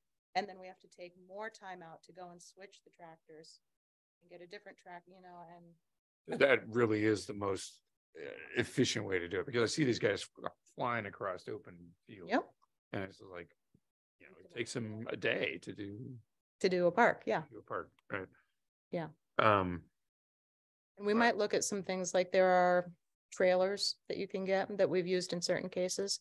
But then the interesting thing about our parks is usually the places that are that wide open also end up being quite muddy, and the vehicles can get caught in there. So there's a couple of places in Candy Cane, sure. And there's definitely a place in Recreation, and of course Riverside goes without saying. It's fun. Mhm. Do we know when so we're looking at a new recycling truck Mhm. and we're looking at bigger, bigger bins. Yes. And so reducing, I mean, that's pretty big capital outlay. And then there's the reduced, pickups. Do we know when we would actualize any, realize any cost savings from that? So it will be reduced pickups from the point of view of the resident, from the person being serviced, but not necessarily reduced pickups from the point of view of us, because we are still going to be running those recycling crews 5 days a week. So it'll just be an A route or a B route. The routes are shorter physically, but we don't have a sense yet of how much time it will take us to complete those routes. So I am loath to say, oh yes, it'll save us so much money, until we get there and we see what it actually takes us. Now, good news is one of the new trucks that we ordered, I think we'd ordered a 21, but they told us that the body ended up not actually coming in a 21 yard size. We're getting a 26 yard. So pro will be able to keep more on the truck and have fewer trips to the dump or the MRF. But con, it's actually going to be a little bit more difficult to get through some of our streets. Is it a free upgrade? I mean. It is a free like- upgrade, I was yeah. gonna say, I was like, Yeah, and they quoted us another one at the same price, again, with that same free upgrade, so I'll be bringing that before you probably pretty shortly too. Here, have the Mustang. Take one just like it. We haven't seen it yet, but we'll take it. I have a simple question. Mm-hmm. Just under these justifications, I'm just trying to wrap my head around like the difference between mandatory, risk avoidance, and strategic. So mandatory, legally required, required for safety, required for contract, something like that. For instance, Huron River Drive is up there under mandatory right now. That's because we've signed the contracts. LaForge and Factory, mandatory, we've signed the contracts. Harriet, risk avoidance, because we haven't yet signed those contracts. We know it's going to save us money in the long run to do it now rather than kick it further down the road. We have a funding source identified with the federal aid committee dollars. But really at the end of the day, it's risk avoidance. So like things like building security, camera system, in-car camera systems, things like that. Is that mandatory because we've It's a already? safety issue. So things that address a safety issue are also generally considered mandatory. In-car system is considered a safety issue? Yes. Okay. Okay, well.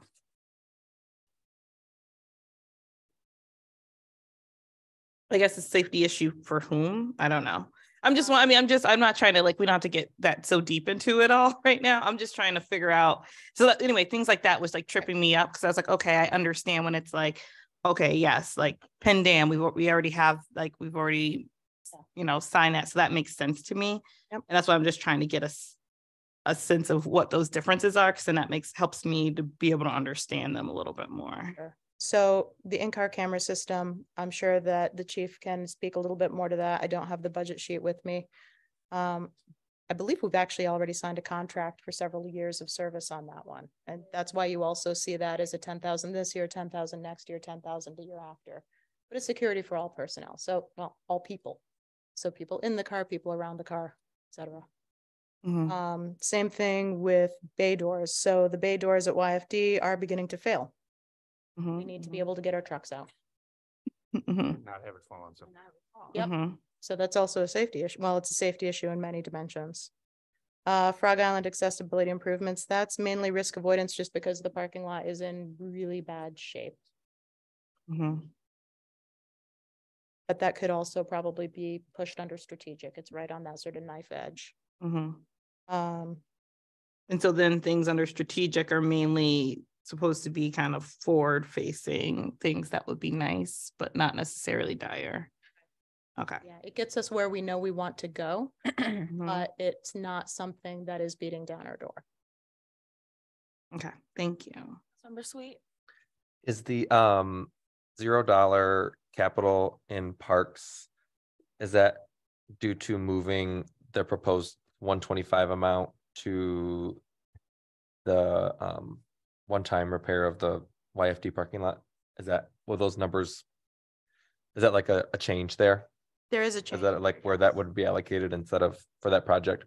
Is that what that? Yes, but it's not for the bay doors. We're. Yeah, for the parking lot, it says listed. No, so I'm saying that we're not rating the parks projects for the bay doors. We are robbing the parks capital projects, probably for the elevator.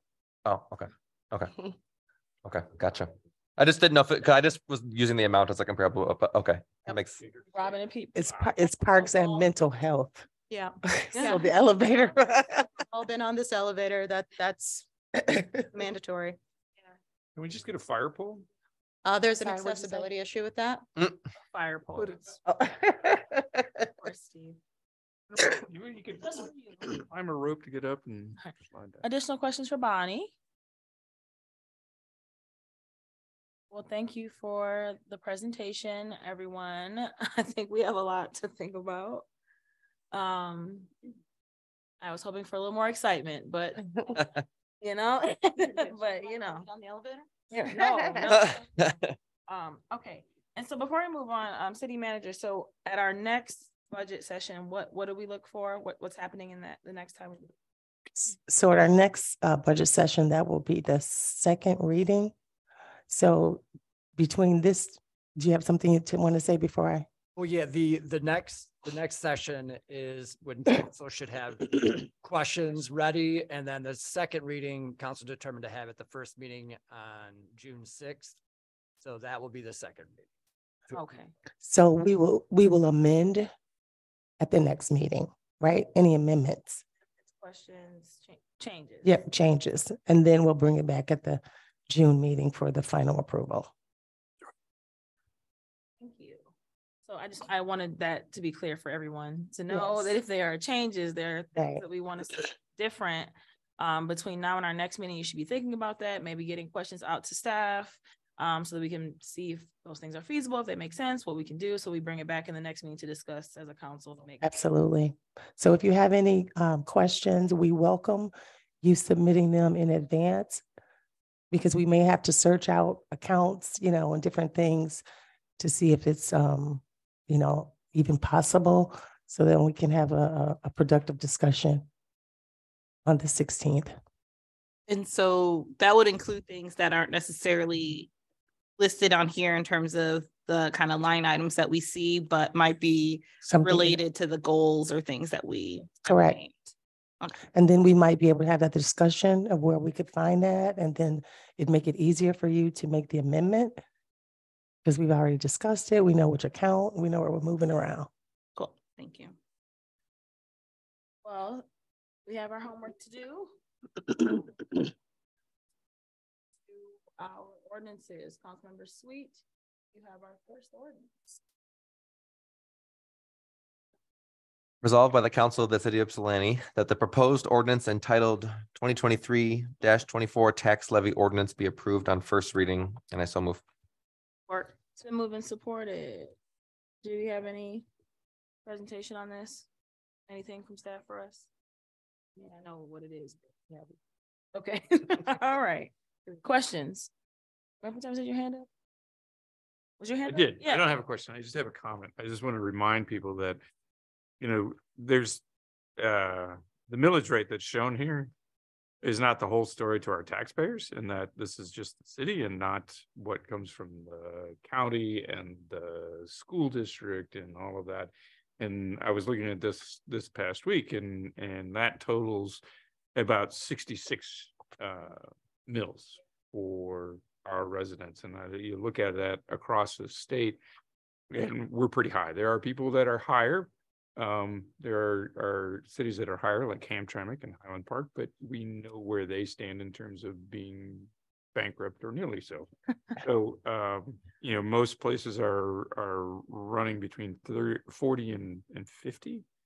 Wow. There are some places that are 30. So when I think about that in Washtenaw County, it's like those places have no services whatsoever. So just want to point that out, that this is 30, but our total is 66 at the moment.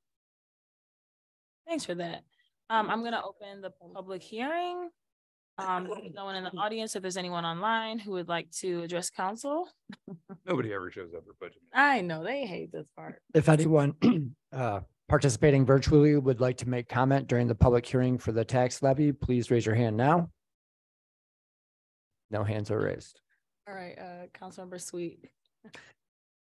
Resolved by the Council of the City of Ypsilanti that the public hearing on the proposed ordinance entitled 2023-24 tax levy ordinance be officially closed, and I so move. Supported. All in favor? Aye. Aye. Any opposed? All righty. Okay, are there any other comments before we vote? Seeing none? Oh. Please call the roll. Mayor Brown, Yes. Councilmember Sweet, Yes. Councilmember D Simmons, Yes. Councilmember J Simmons, Yes. Councilmember King, Yes. Mayor Pro Tem Wilcoxen. Yes. Motion carries with 6 yes, 1 absent. Mayor Pro Tem Wilcoxen, you have it's right there at your right hand. Right there in front of you up there. Oh, that's it. Our ordinance. Down Yeah. by the clip. Oh, yeah, That's yeah. a lot on an ordinance. Yeah. Okay, resolution number 2023-081, amend 2023 and 23-24 fiscal years operating budget. Resolved by the City Council of the City of Read everyone. Ypsilanti that an ordinance entitled, an ordinance to amend budget appropriations by department and major organizational unit for the fiscal year 2022, 2023, and 2023-24 be approved on first reading. 101 general fund, no. Further, that in accordance with section 19(2) of Public Act 621 of 1978, also known as the Uniform Budgeting and Accounting Act, parameters are hereby given to allow the city manager's authority to approve budget transfers between programs within the same fund, and only council may authorize transfers between funds. Department heads may transfer funds between accounts within a specific program under their direction, with the exception of personnel and capital expenditures, which must be approved by the city manager. And I so move. And moved and supported. I'm gonna go ahead and open the public hearing first. If anyone participating virtually would like to make comment on the budget, please raise your hand now and you'll have 3 minutes to address council. Council, no hands are raised. All right. Mayor Pro Tem, you can go ahead and close the public hearing. Resolved by the Council of the City of Ypsilanti, the public hearing for an ordinance to amend budget appropriations by department and major organizational unit for the fiscal year 2022-23 and 2023-24 be officially closed. And I so move. Support. Moved and supported. All in favor? Aye. Aye. Any opposed? All right, seeing none. Comments from council on the first reading of the budget? Anything? All right, seeing none. Clerk, please call the roll. Councilmember Sweet, Yes. Councilmember D Simmons, Yes. Councilmember J Simmons, Yes. Councilmember King, Yes. Mayor Pro Tem Wilcoxen, Yep. Mayor Brown. Yes. Motion carries with 6 yes, 1 absent.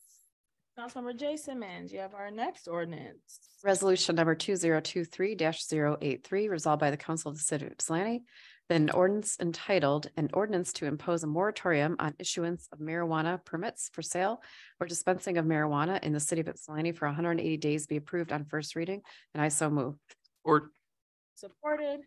I'm gonna go ahead and open the public hearing. If anyone participating virtually would like to make comment, please raise their hand now to make comment on the moratorium for 180 days rather. Council, no hands are raised. Councilmember Simmons.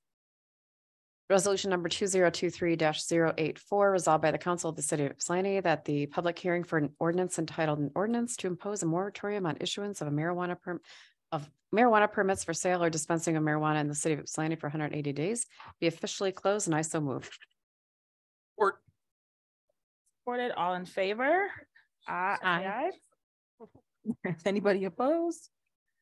All right. Questions or comments from council on the 180-day moratorium? I just have a comment. I talked with Christopher Jacobs. Had another name in mind, but and they're working on the maps that, that were requested, and apparently there was a hardware failure, and so now how it in the machine and able to put that stuff together. So I look forward to that, and seeing them. So. All right, thank you. Clerk, please call the roll. Councilmember D Simmons, Yes. Councilmember J Simmons, Yes. Councilmember King, Yes. Mayor Pro Tem Wilcoxen, Yes. Mayor Brown, Yes. Councilmember Sweet. Yes. Motion carries with 6 yes, 1 absent. Councilmember D Simmons, you have our first resolution. Resolved by the Council of the City of Ypsilanti that the minutes of April 18th, 2023 be approved. I so move. Moved and supported. Any amendments to the minutes? If any changes? No.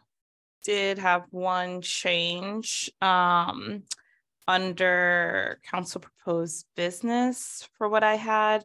There's one that says I was holding office hours on Founders Day. The community meeting was from 4 to 5:30, and the other time was for my poetry reading. So I just wanted to make that clear. That's it? Yeah, that was just Okay. just for clarification. Oh, okay, thank you. Any other updates or amendments to that? All right, seeing none, clerk, please call the roll. Councilmember D Simmons, Yes. Councilmember J Simmons, Yes. Councilmember King, Yes. Mayor Pro Tem Wilcoxen, Yes. Mayor Brown, Yes. Councilmember Sweet. Yes. Motion carries with 6 yes, 1 absent. Councilmember King, you have our next resolution. Resolution number 2023-086, resolved by the Council of the City of Ypsilanti, whereas the Ypsilanti Juneteenth Planning Committee submitted a special event fee waiver application on March 14, 2023. And whereas through the authority of Article 5, Division 2, Section 10-270C, the city manager has waived fees for the event in the amount of $7,166.02. Whereas the planning committee has made an additional request of sponsorship in the amount of $2,500 for entertainment. And now therefore be it resolved that the city of Ypsilanti approves the request to be a sponsor of the June 2023 Juneteenth celebration in the amount of $2,500. I so move. Support. He feels confusing. So, yeah, Read the same. it doesn't read the same with the resolution in the packet. The older draft. Oh, okay. I was like, wait a minute, this is not what I was. Okay. looking at. Okay. Do we Oh, need what to is do that anything to amount? correct that? Still the $2,500. Okay, But The other fees. okay. I was like, oh, okay. This is A lot. Yeah. Can you say it, what it is for the record? Am I allowed to read that or? I can read it. Say what the difference is? So yeah, it's whereas the Ypsilanti's annual Juneteenth celebration will occur on June 17th and 18th, located at 107 Ferris. And whereas the planning committee has made a request of sponsorship in the amount of $2,500 for entertainment, now therefore be it resolved that the Ypsilanti City Council approves the request to be a sponsor of the 2023 Juneteenth celebration in the amount of $2,500. So there was just additional information on that. Oh, yeah, 'cause it names how much They they've had got already last have. time and yeah. Okay, all right, discussion from council. I know we had started one at the last meeting. So any comments or questions? This was the full amount they requested, or was this? Yeah. It was, that's what I thought. Okay. I thought it was twice that. Nope, it was 2,500 and then there was a proposal of 1,250. Half of that from Councilmember D. Really? But the resolution was just written as it was requested. And I'm guessing so it was determined that the funds for this would come out of money that's been allocated from the mini youth grant money? Was that what was determined? Or Honestly, I was thinking of the 49,000 that we had set aside for social equity, That's what I because we hadn't used anything very much from that fund. That's the fund I thought it would come from. Yes.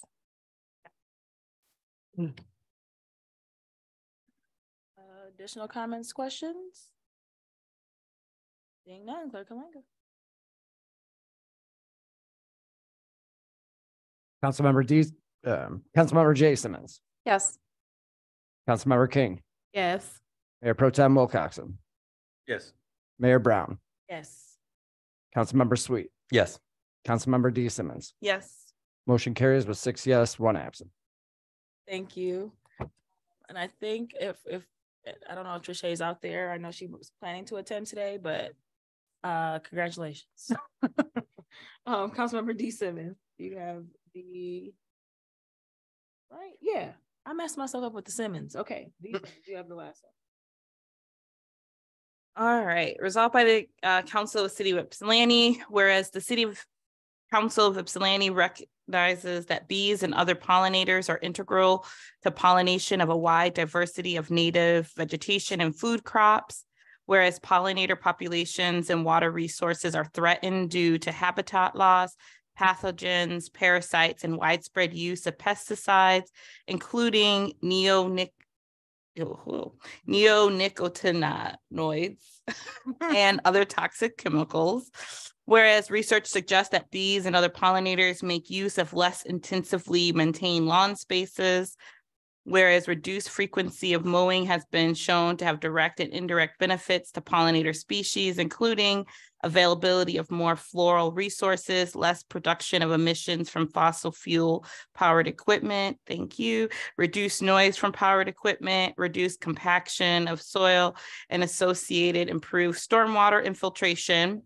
Whereas research suggests that pollinators and other invertebrates rely on fallen leaves and on hollow stems of native plants for cover and insulation from the elements during winter months. Whereas pollinators and floral resources have a positive relationship in which an increase in pollinator populations can increase the amount of flora and food and vice versa. And resolve that that City Council and the City of Ypsilanti directs the city administrator to encourage property owners to reduce mowing frequency and to maintain lawn heights between 6 and 12 inches on their properties during the month of May. Resolve that City Council directs the city administrator to encourage property owners to increase diverse native plantings on their properties. Resolve City Council directs City Administrator to prepare a communication plan to disseminate via city's website and social media platforms to provide information in support of pollinator habitat and encourage residents to participate in No Mow May. And be it further resolved that the City Council of the City of Ypsilanti direct the city manager not to enforce Chapter 110, Article 4, Section 110-81B during the month of May. And I so move. Support. It's been moved and supported. Discussion or presentation. I know you brought this to us originally, Member D Simmons. Yes. Thank you.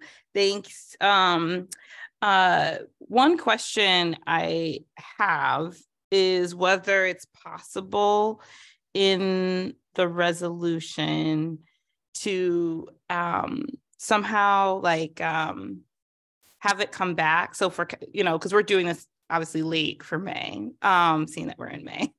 But in the future, is it possible for us to have something that so it can come back for council to consider in the future, like ahead of time? Are you asking for staff to place it on? Yeah, I'm just wondering if I can add it. I'm just wondering if that's something that, makes sense for something like this so that, we don't have to kind of just remember to bring it up each year. I guess we could tickle it, but basically it has to have 2 supporting people from council to bring it back. So that's why my question was if you wanted staff, because this isn't being sponsored by staff at this point. So is it something that we could just have it to say like each May? Like, do we have to have it to be just like 1 year, like this one May or the rest of this May? Is my question making sense? Andrew, how would you want to handle So if you're asking for this just to happen automatically each May, as in not having a resolution needed, then it would take an ordinance amendment. And you can't doing a resolution can't control future councils. So if you want to make this change permanent, it would have to be an amendment of that chapter listed in that resolution. Okay, and then that would be something we would put forward that then would have to go through the 2 public hearings and all of that. So that's something Right. separate. And that would be referring to this chapter 110 piece here. Correct. I thought you just were meaning a resolution. Yeah. Automatic. Yeah, no, I was just trying to figure out what would happen, like what if there was some way to do it where we didn't have to like kind of just keep bringing this up again. So that is helpful. And then the only other thing is whether because in here it has like city manager at the end, but then it says city administrator at else places. Does that matter or no? That's the same. We'll make it consistent. All right, further discussion? Mayor Pro Tem? Yeah, the language here, you know, it's all encouraging people not to mow. And then the last part is to not enforce that. And so one concern is that, you know, there's multiple concerns. So some municipalities have gone away from the no mow to a low mow to, you know, if you don't mow for that amount of time in the state of Michigan, you get fairly long grass. So the question is, can we amend this to a low mow May promotion? So that we don't wind up with, and then in terms of the, you know, you're encouraging to keep it between 6 and 12 inches. But if you don't mow, there's the probability that it will go over 12 inches. And so if you don't, there's logistical issues that have been brought up about this. And so if we go to a low mow, and I don't know how this works, if we promote a low mow May, and you know, if we're not enforcing this, how do we recover from that when people have 18-inch grass in their yard, and as soon as May is over and they don't cut the grass, it gets enforced? Right now, enforcement won't start until May 25th, even if this is not passed. So per the notice, we can't start enforcing until May 25th. So that's, You'll have 7 days, basically, after that. well, yeah, this would end, they would have to start enforcement at the beginning of June. But currently, even without this resolution, we're not going to cite anybody until May 25th.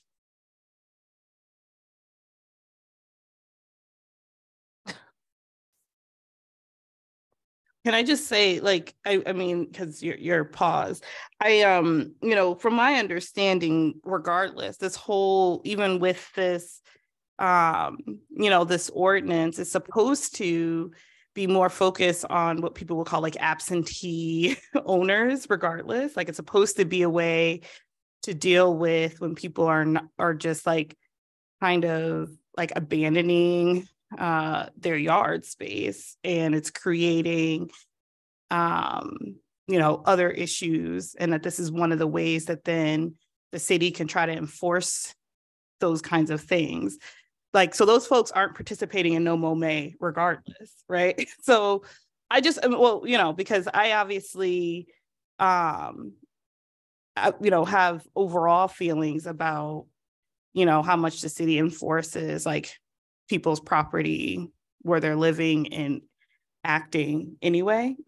So in the way that it gets used against people, and it's usually neighbors using the ordinance against other people. And I say that as a person who personally experienced that. So so anyway, so I just would be wary about, you know, I guess I'm, you know, just trying to figure out in terms of what your concern is, that you want to make sure to address, but then also not creating further place where neighbors are trying to police each other, because we don't need more of that. Oh, true.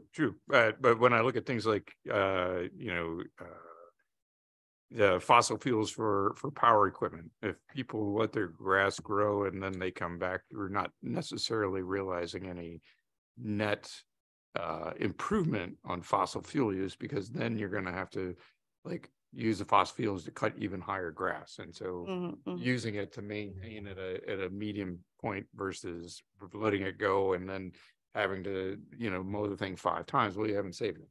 So it's like, and this is coming from a conversation with Elise, and she was like, I didn't see this coming. There's a different way to do this. And I'm just kind of bringing that forward. And it made sense to me that, the things that we're trying to, I'm on that. We need to, I agree on both, the benefits to pollinators and, people should mind kind of their own business and don't harass their neighbors. But that was just a practical thing that was brought up. It's like, well, are we really saving any emissions from that? Or, and what is the complications to enforcement once we're done? And so we've never done this. So, we'll see. I think that probably, well, just anecdotally, right? I think that probably most of the people who use like really like high powered equipment also aren't going to be participating in No Mow May. But maybe fewer people would, which would just cut the usage for those times that they wouldn't, I mean, my neighbors already started mowing last month when it was still winter, basically. So like, it's not going to cut down their emissions, right? But Right. I think it's mainly for people who would want to specifically are interested in doing this, but to not feel like they're going to have enforcement, like to push them to cut before the last frost has even happened. Right? Because that's the thing, it's like people want to just basically, I mean, like the thing about pushing for May is because in this region, a frost can still happen in May, right? And so. Yeah, it's going to be a personal experience for everybody. I mean, Mhm. like, and I look at my yard, and I've lived there for 22 years, and the people that lived there before me were crazy. And so my grass is already over a foot tall. And it's May 2nd. That's kind of but I could, see how this goes and if we need to do something else. But Elise was just bringing up the point of lots of other communities have already moved past this to a low mow situation. Yeah, and I think this 6 to 12, I think that was part of like some of those changes where. Councilmember Sweet. Oh, I just had a clarifying question. If we're passing this and encouraging this of residents, but I just wanted to confirm that DPS would still maintain their typical mowing schedule for this month then?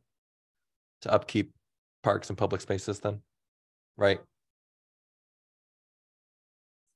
Okay. I just want to make sure we're not letting the parks get out of hand and unsafe because of an encouragement of personal property. That's all.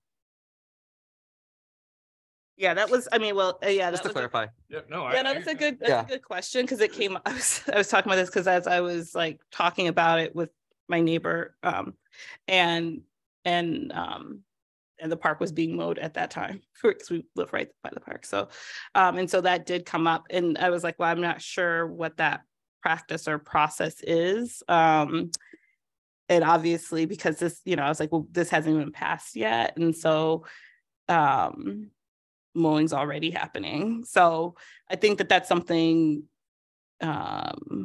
also to maybe consider in the future what that looks like. So if we were to change the ordinance, I mean, if we're not enforcing this till the 25th, then the change to the ordinance in the future would just be to delay the time of enforcement to June 1st. Another week. We're too late.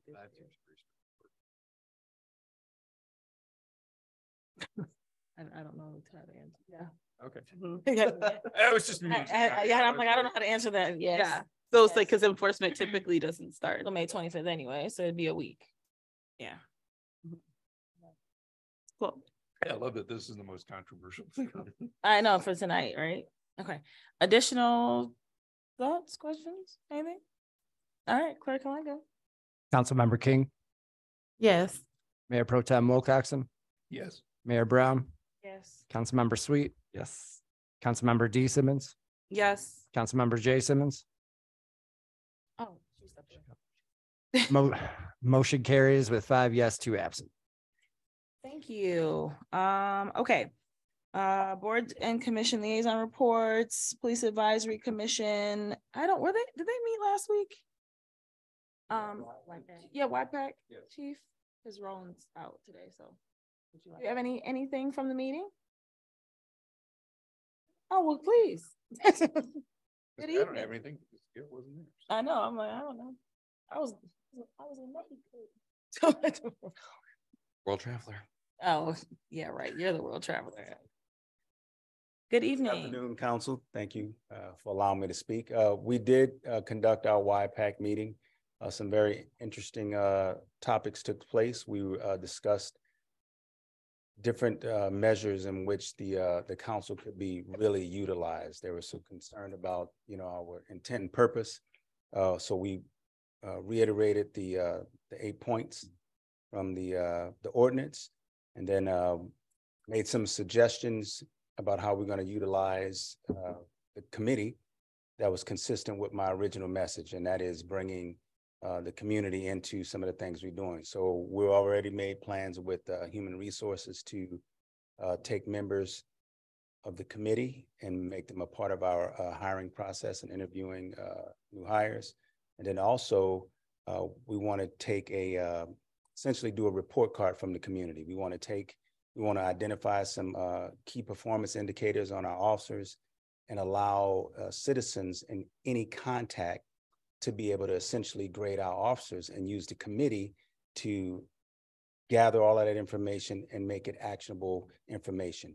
Currently, when we report out from the PD, we talk about how many complaints we have. Well, those are capture one metrics, and how convenient is it for people to complain, if they have an issue with the police department. So it's not a very accurate measurement. We want to get a much broader scope of things. And so we want good and the bad. And we want to make it where it can be anonymous, where people can, feel free to really say whatever it is that they need to say.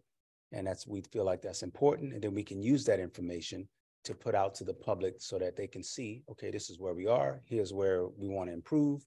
And so those are just a few of the topics that we discussed that we want to make the committee more serviceable to the community and make it a much more functioning partnership with the PD. That's wonderful. Thank you. You're welcome. Thank you. Any questions? Thank you. Any questions for Chief Moore? I'll hold them till tomorrow. Yeah. Well, thank you so much for that report. Okay. I'm so sorry, Councilmember King. There's no HRC anything? No update. Okay. Arts Commission. Has not been able to meet still. Oh, okay. Parks and Rec. No updates since the last meeting. Sustainability.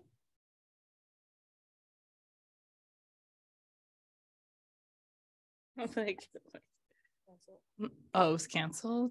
Oh, it was canceled.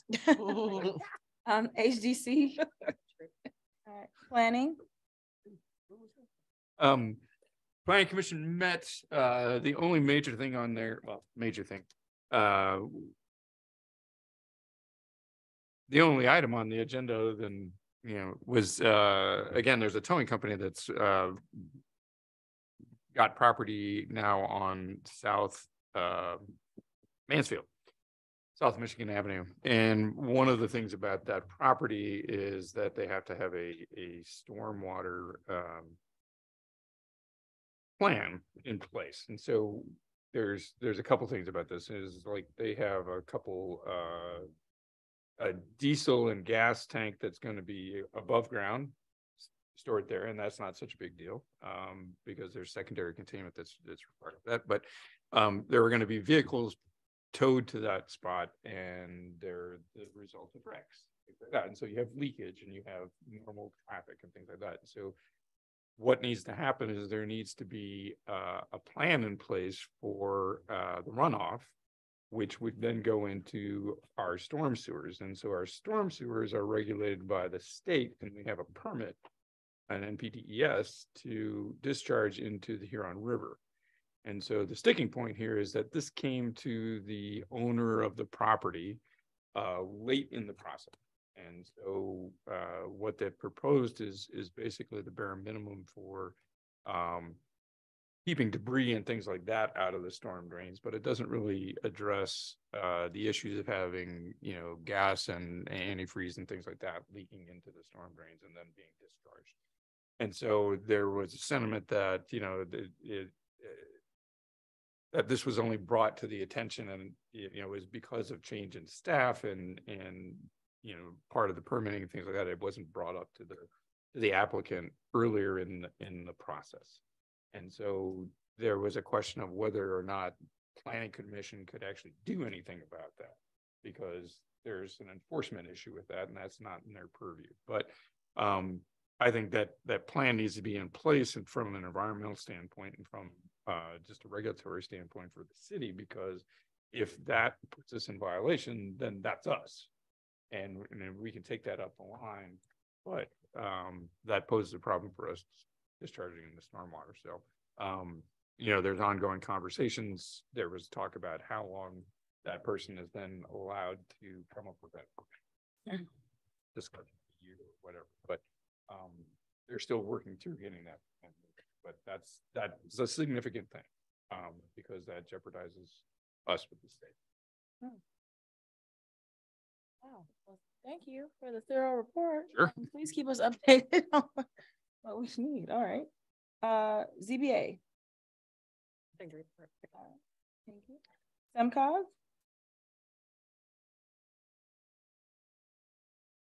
No.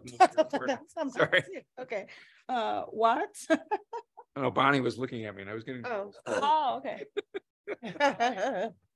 Oh, Watts. I mean, we had a meeting, but I don't think there's anything too exciting. Did you guys have anything in your? Okay, never mind. Well, we met and it was, I don't know, voting on some things. No. Cool. Urban County, there was a meeting held two Fridays ago, just to go over some things. The next meeting is this week, so I would have a report at our following meeting. And then I guess I'll move right to DDA. I did not attend, but I did get updates on what happened at the meeting. All of the requests for support from the DDA from our local like business owners were approved in small amounts to make sure that all the money was spread across all of the, I think there were 15 submissions for support from the DDA, West Cross, and downtown. Everybody got something. So that is positive and exciting, and is moving us in the direction of, again, kind of like what we were talking about with even with our park waiving fees and different things about special events, getting ahead of things. So allocating funds up front so that way we don't have stragglers coming in and we know everything that we need for the year. So this was the first go at really trying to do that up front with the DDA. And I think everybody is happy because everybody got some support. Let's see. Friends of Rutherford Pool. They meet tomorrow. Or the next meeting. Bicentennial. They had a very productive meeting. I'll try to keep some of the highlights. The IPSI 200 history books that they've been working on are currently being printed, so that's very exciting.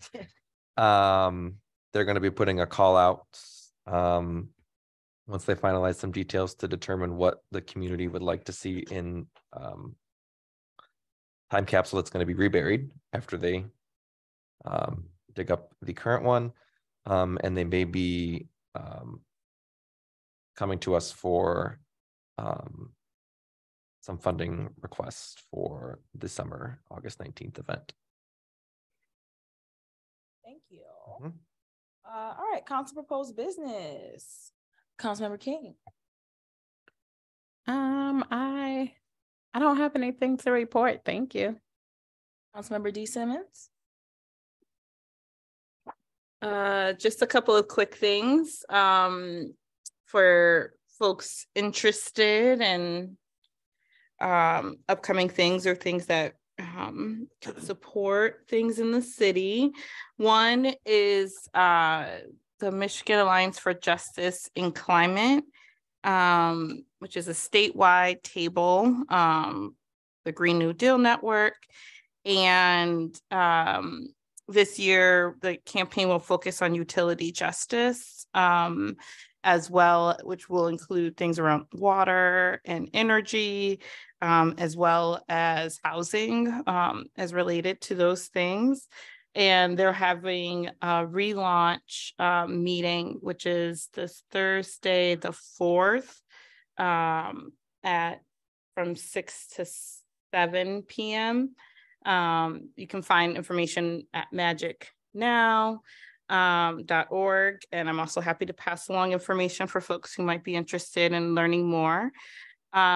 Also coming up on May 13th, from 1 to 2:30 in the Ypsilanti, the downtown district library location, from 1 to 2:30. There will be a community conversation about reparations, and which will include a presentation from Survivor Speaks around a survey that they've been doing, and then also have time for the community to talk. And this is also, folks are interested in thinking about how the city could prepare for work around reparations that's happening at the county level as well. And then the last thing I just want to mention, and I'll mention this again, but I know as we tie up budget, we have a lot of things that we've been talking about coming up after that. And one of them is around the community benefits ordinance.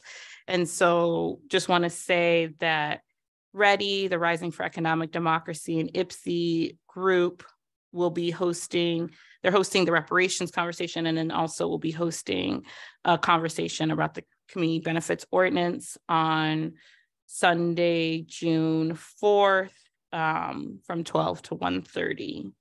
And so more information about that will be coming out, but just want to let folks know that that's upcoming as well. 12 to 1:30, I'm sorry, 12 to 1:30. Thank you, Mayor Pro Tem.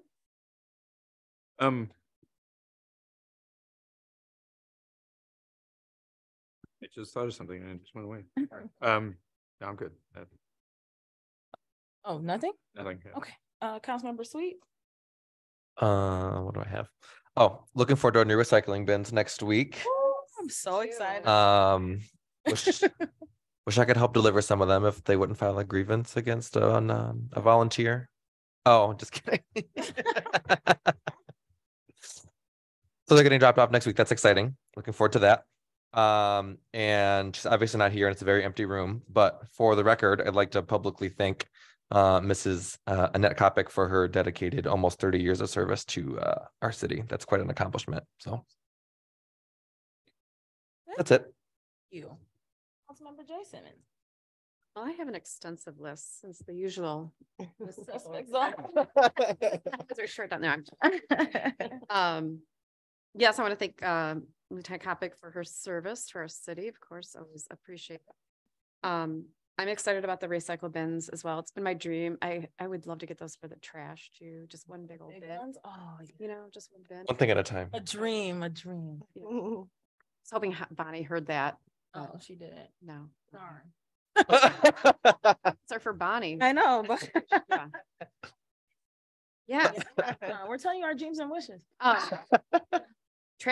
Big trash bins next. Like, you know, for everybody.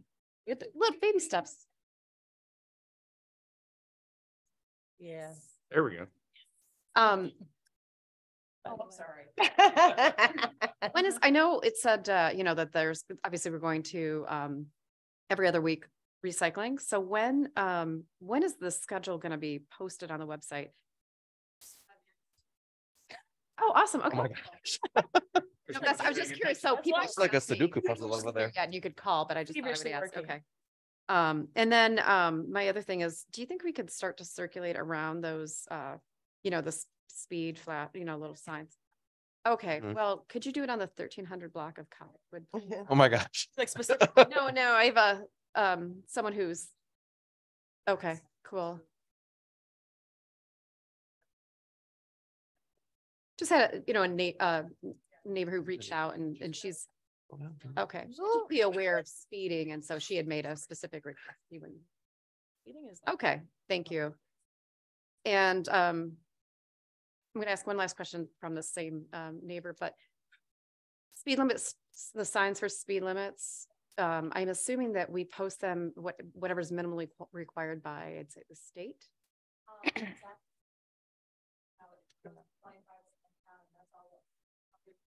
Yes. Okay. Yes, yeah.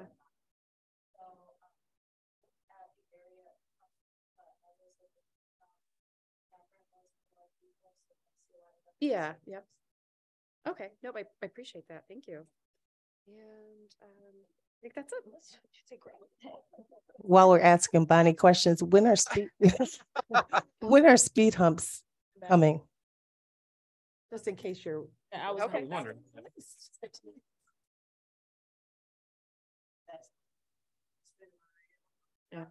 Yeah. Mhm.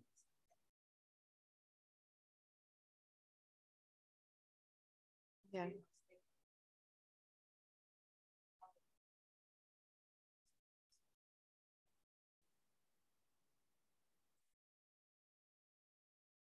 The drains are important. Yes, so- they are. We don't flooding and all that. Me too. Yeah, we need Yeah. that. Yeah. Thank you. Thanks. Yeah. All right. Good. I'm fine. My turn. I actually do have a list of things. They're feverishly scribbled on this page. The first one being that there will be a Park Ridge Community Center, Park Ridge Park cleanup this Saturday from 12 to 4 with the musical styles of, I don't know who DJ is, but it's going to be old school music playing. Victoria Burton Harris and her team are going to be out like preparing food and giving it out to the volunteers. So please, if you're available and want to get in where you fit in and clean up Park Ridge Park, please join us. It's hosted by Supreme Felons. And the neighborhood association. I'm sorry, Heritage Park Neighborhood Association. My apologies. Thank you. No problem. From 12 to 4 on Saturday. Good to have. Yep. Just wanted to thank everybody for attending the city EMU event last week. I think it was really nice for us to get together again after some years of not being able to host any type of event like that, and also meet some of their new employees, have them meet the new council members, new staff. I've heard a lot of really positive things, and they've even bumped into some of those folks since then, and now we actually have names and faces together. So that was really wonderful. Of course, graduation happened on Sunday. We had a lot of our local youth who went to EMU who also graduated. Very exciting time. I was able to be the commencement speaker, a huge honor, and just a very exciting time in Ypsi. Lots of folks visiting our businesses, their families going to lunch and dinner afterwards. So again, that's always like one of the best times of the year for the university, and also then is an uptick in activity in the city. The Community Violence Intervention Summit was held yesterday at Washtenaw Community College. Over 275-ish folks attended from 8 to 4 with an afterglow until about 6. And again, that was it was fabulous. The breakout sessions were really great. And folks just were able to hear from individuals with lived experience from both sides of community violence, and also some ideas from the keynote speaker, Mr. Abd, I can't say his last name, ABT, Apt, around the 14-point plan that was presented by the CVIT to the community. And so the charge was to at least choose one thing from that 14-point plan that we could put some energy behind. And so I do think that it'd be, good for us to look at that and figure out what we can decide to, again, get behind as we're looking at budget potentially, and just anything really for the next fiscal year, whether that is costly or not, because there may be things that we can do that don't require a cost that are in kind to support that work. Next, let's see. Tomorrow I will be attending a community conversation with the Pistons, and I actually invited Chief Moore to attend with me. The topic is on mental health and law enforcement. And so one of the things we've been talking about, and also came up during the CVIT summit and some other additional conversations around community violence is the connection between Detroit and Ypsilanti and the pipeline down Michigan Ave through Inkster. And so we were invited to the table because we recognize that there is a lot of overlap and a lot of connection between our communities. And so I'm looking forward to engaging with community leaders from Detroit, community staff from the Pistons, as well as with Chief Moore to see what we can offer to talk about how we can better support one another down the Michigan Ave corridor. You know, that's it. Yeah. I went to the pancake breakfast, that Kiwanis pancake breakfast. You had to represent. Yeah. And they said that they met you and Commissioner Somerville, I think, at an event. Did you? Yeah, I was talking to somebody, and so they said that you guys were delightful. Oh, and thanks. they appreciated, you know, just interactions. And so they might like invite us to future like community events just to mix with the community. I don't know, just mentioning that. Yeah, the leaders of Kiwanis Club at the women's library club meeting. They were so sweet, y'all. They were so nice. It was really nice. Yeah. They thought it was nice, the engagement just with you know, the public and, you know, officials. So anyway, well, thanks for going. Yeah. I wasn't able to. That was on our Founders Day when there were like 27,000 events on that day. So it's busy. She got stuff going on. You know, and I don't really eat breakfast. That's the problem. The pancakes are good though. I know they good. told me. Did you go? No, I've been before. Oh, okay. Yeah. Oh, they were. So thank you. All right, I will kick it to the city manager. Thank you, Madam Mayor. Although you did cover it was something that I had on my list. But I will say that on May 16th, which is our next regular meeting, we will have a presentation from WARMA. So that will be great, so that we can get an update of where they are with the collaboration of solid waste contracts. And then they can also just tell you a little bit about themselves. Bonnie has been representing us there and been doing a very good job. I also wanted to report that we're going to have an update on Water Street. And that's a work session where we'll discuss the cleanup, and that's coming on June 6th. Carlisle Wortman has been meeting with AKT Peerless to address the environmental issues. And so they will outline a plan for where we go from here. May is Mental Health Awareness Month. I beat ya. You did. Where we raise awareness and reduce the stigmas. And then we also celebrate those who have been victorious in this battle. So just want to raise awareness on that, lift someone up, encourage someone. The mayor already said this herself, but I wanted to bring attention and to congratulate her for a great commencement address on Sunday, and also for being conferred an honorary doctorate degree. So congratulations. And I. Yeah, man. Yeah, man. Yeah. Yeah, I think that's all I'll have for tonight. I do want to encourage council members to go through the budget and to ask us, you know, questions that you might have prior to the meeting, if you can, so that, you know, we can give you the answers that you need, and we could, I don't want to say expedite the meeting, but so everyone will have a full understanding, but also expedite the meeting. Okay, thank you. That's it. Thank you. Question about the June 6th presentation from AKT. Are we starting at 6 o'clock or 7? 6. Oh my God, y'all are killing me. That was the thing I was like, getting here from work is well, and it's really, we have you guys in mind.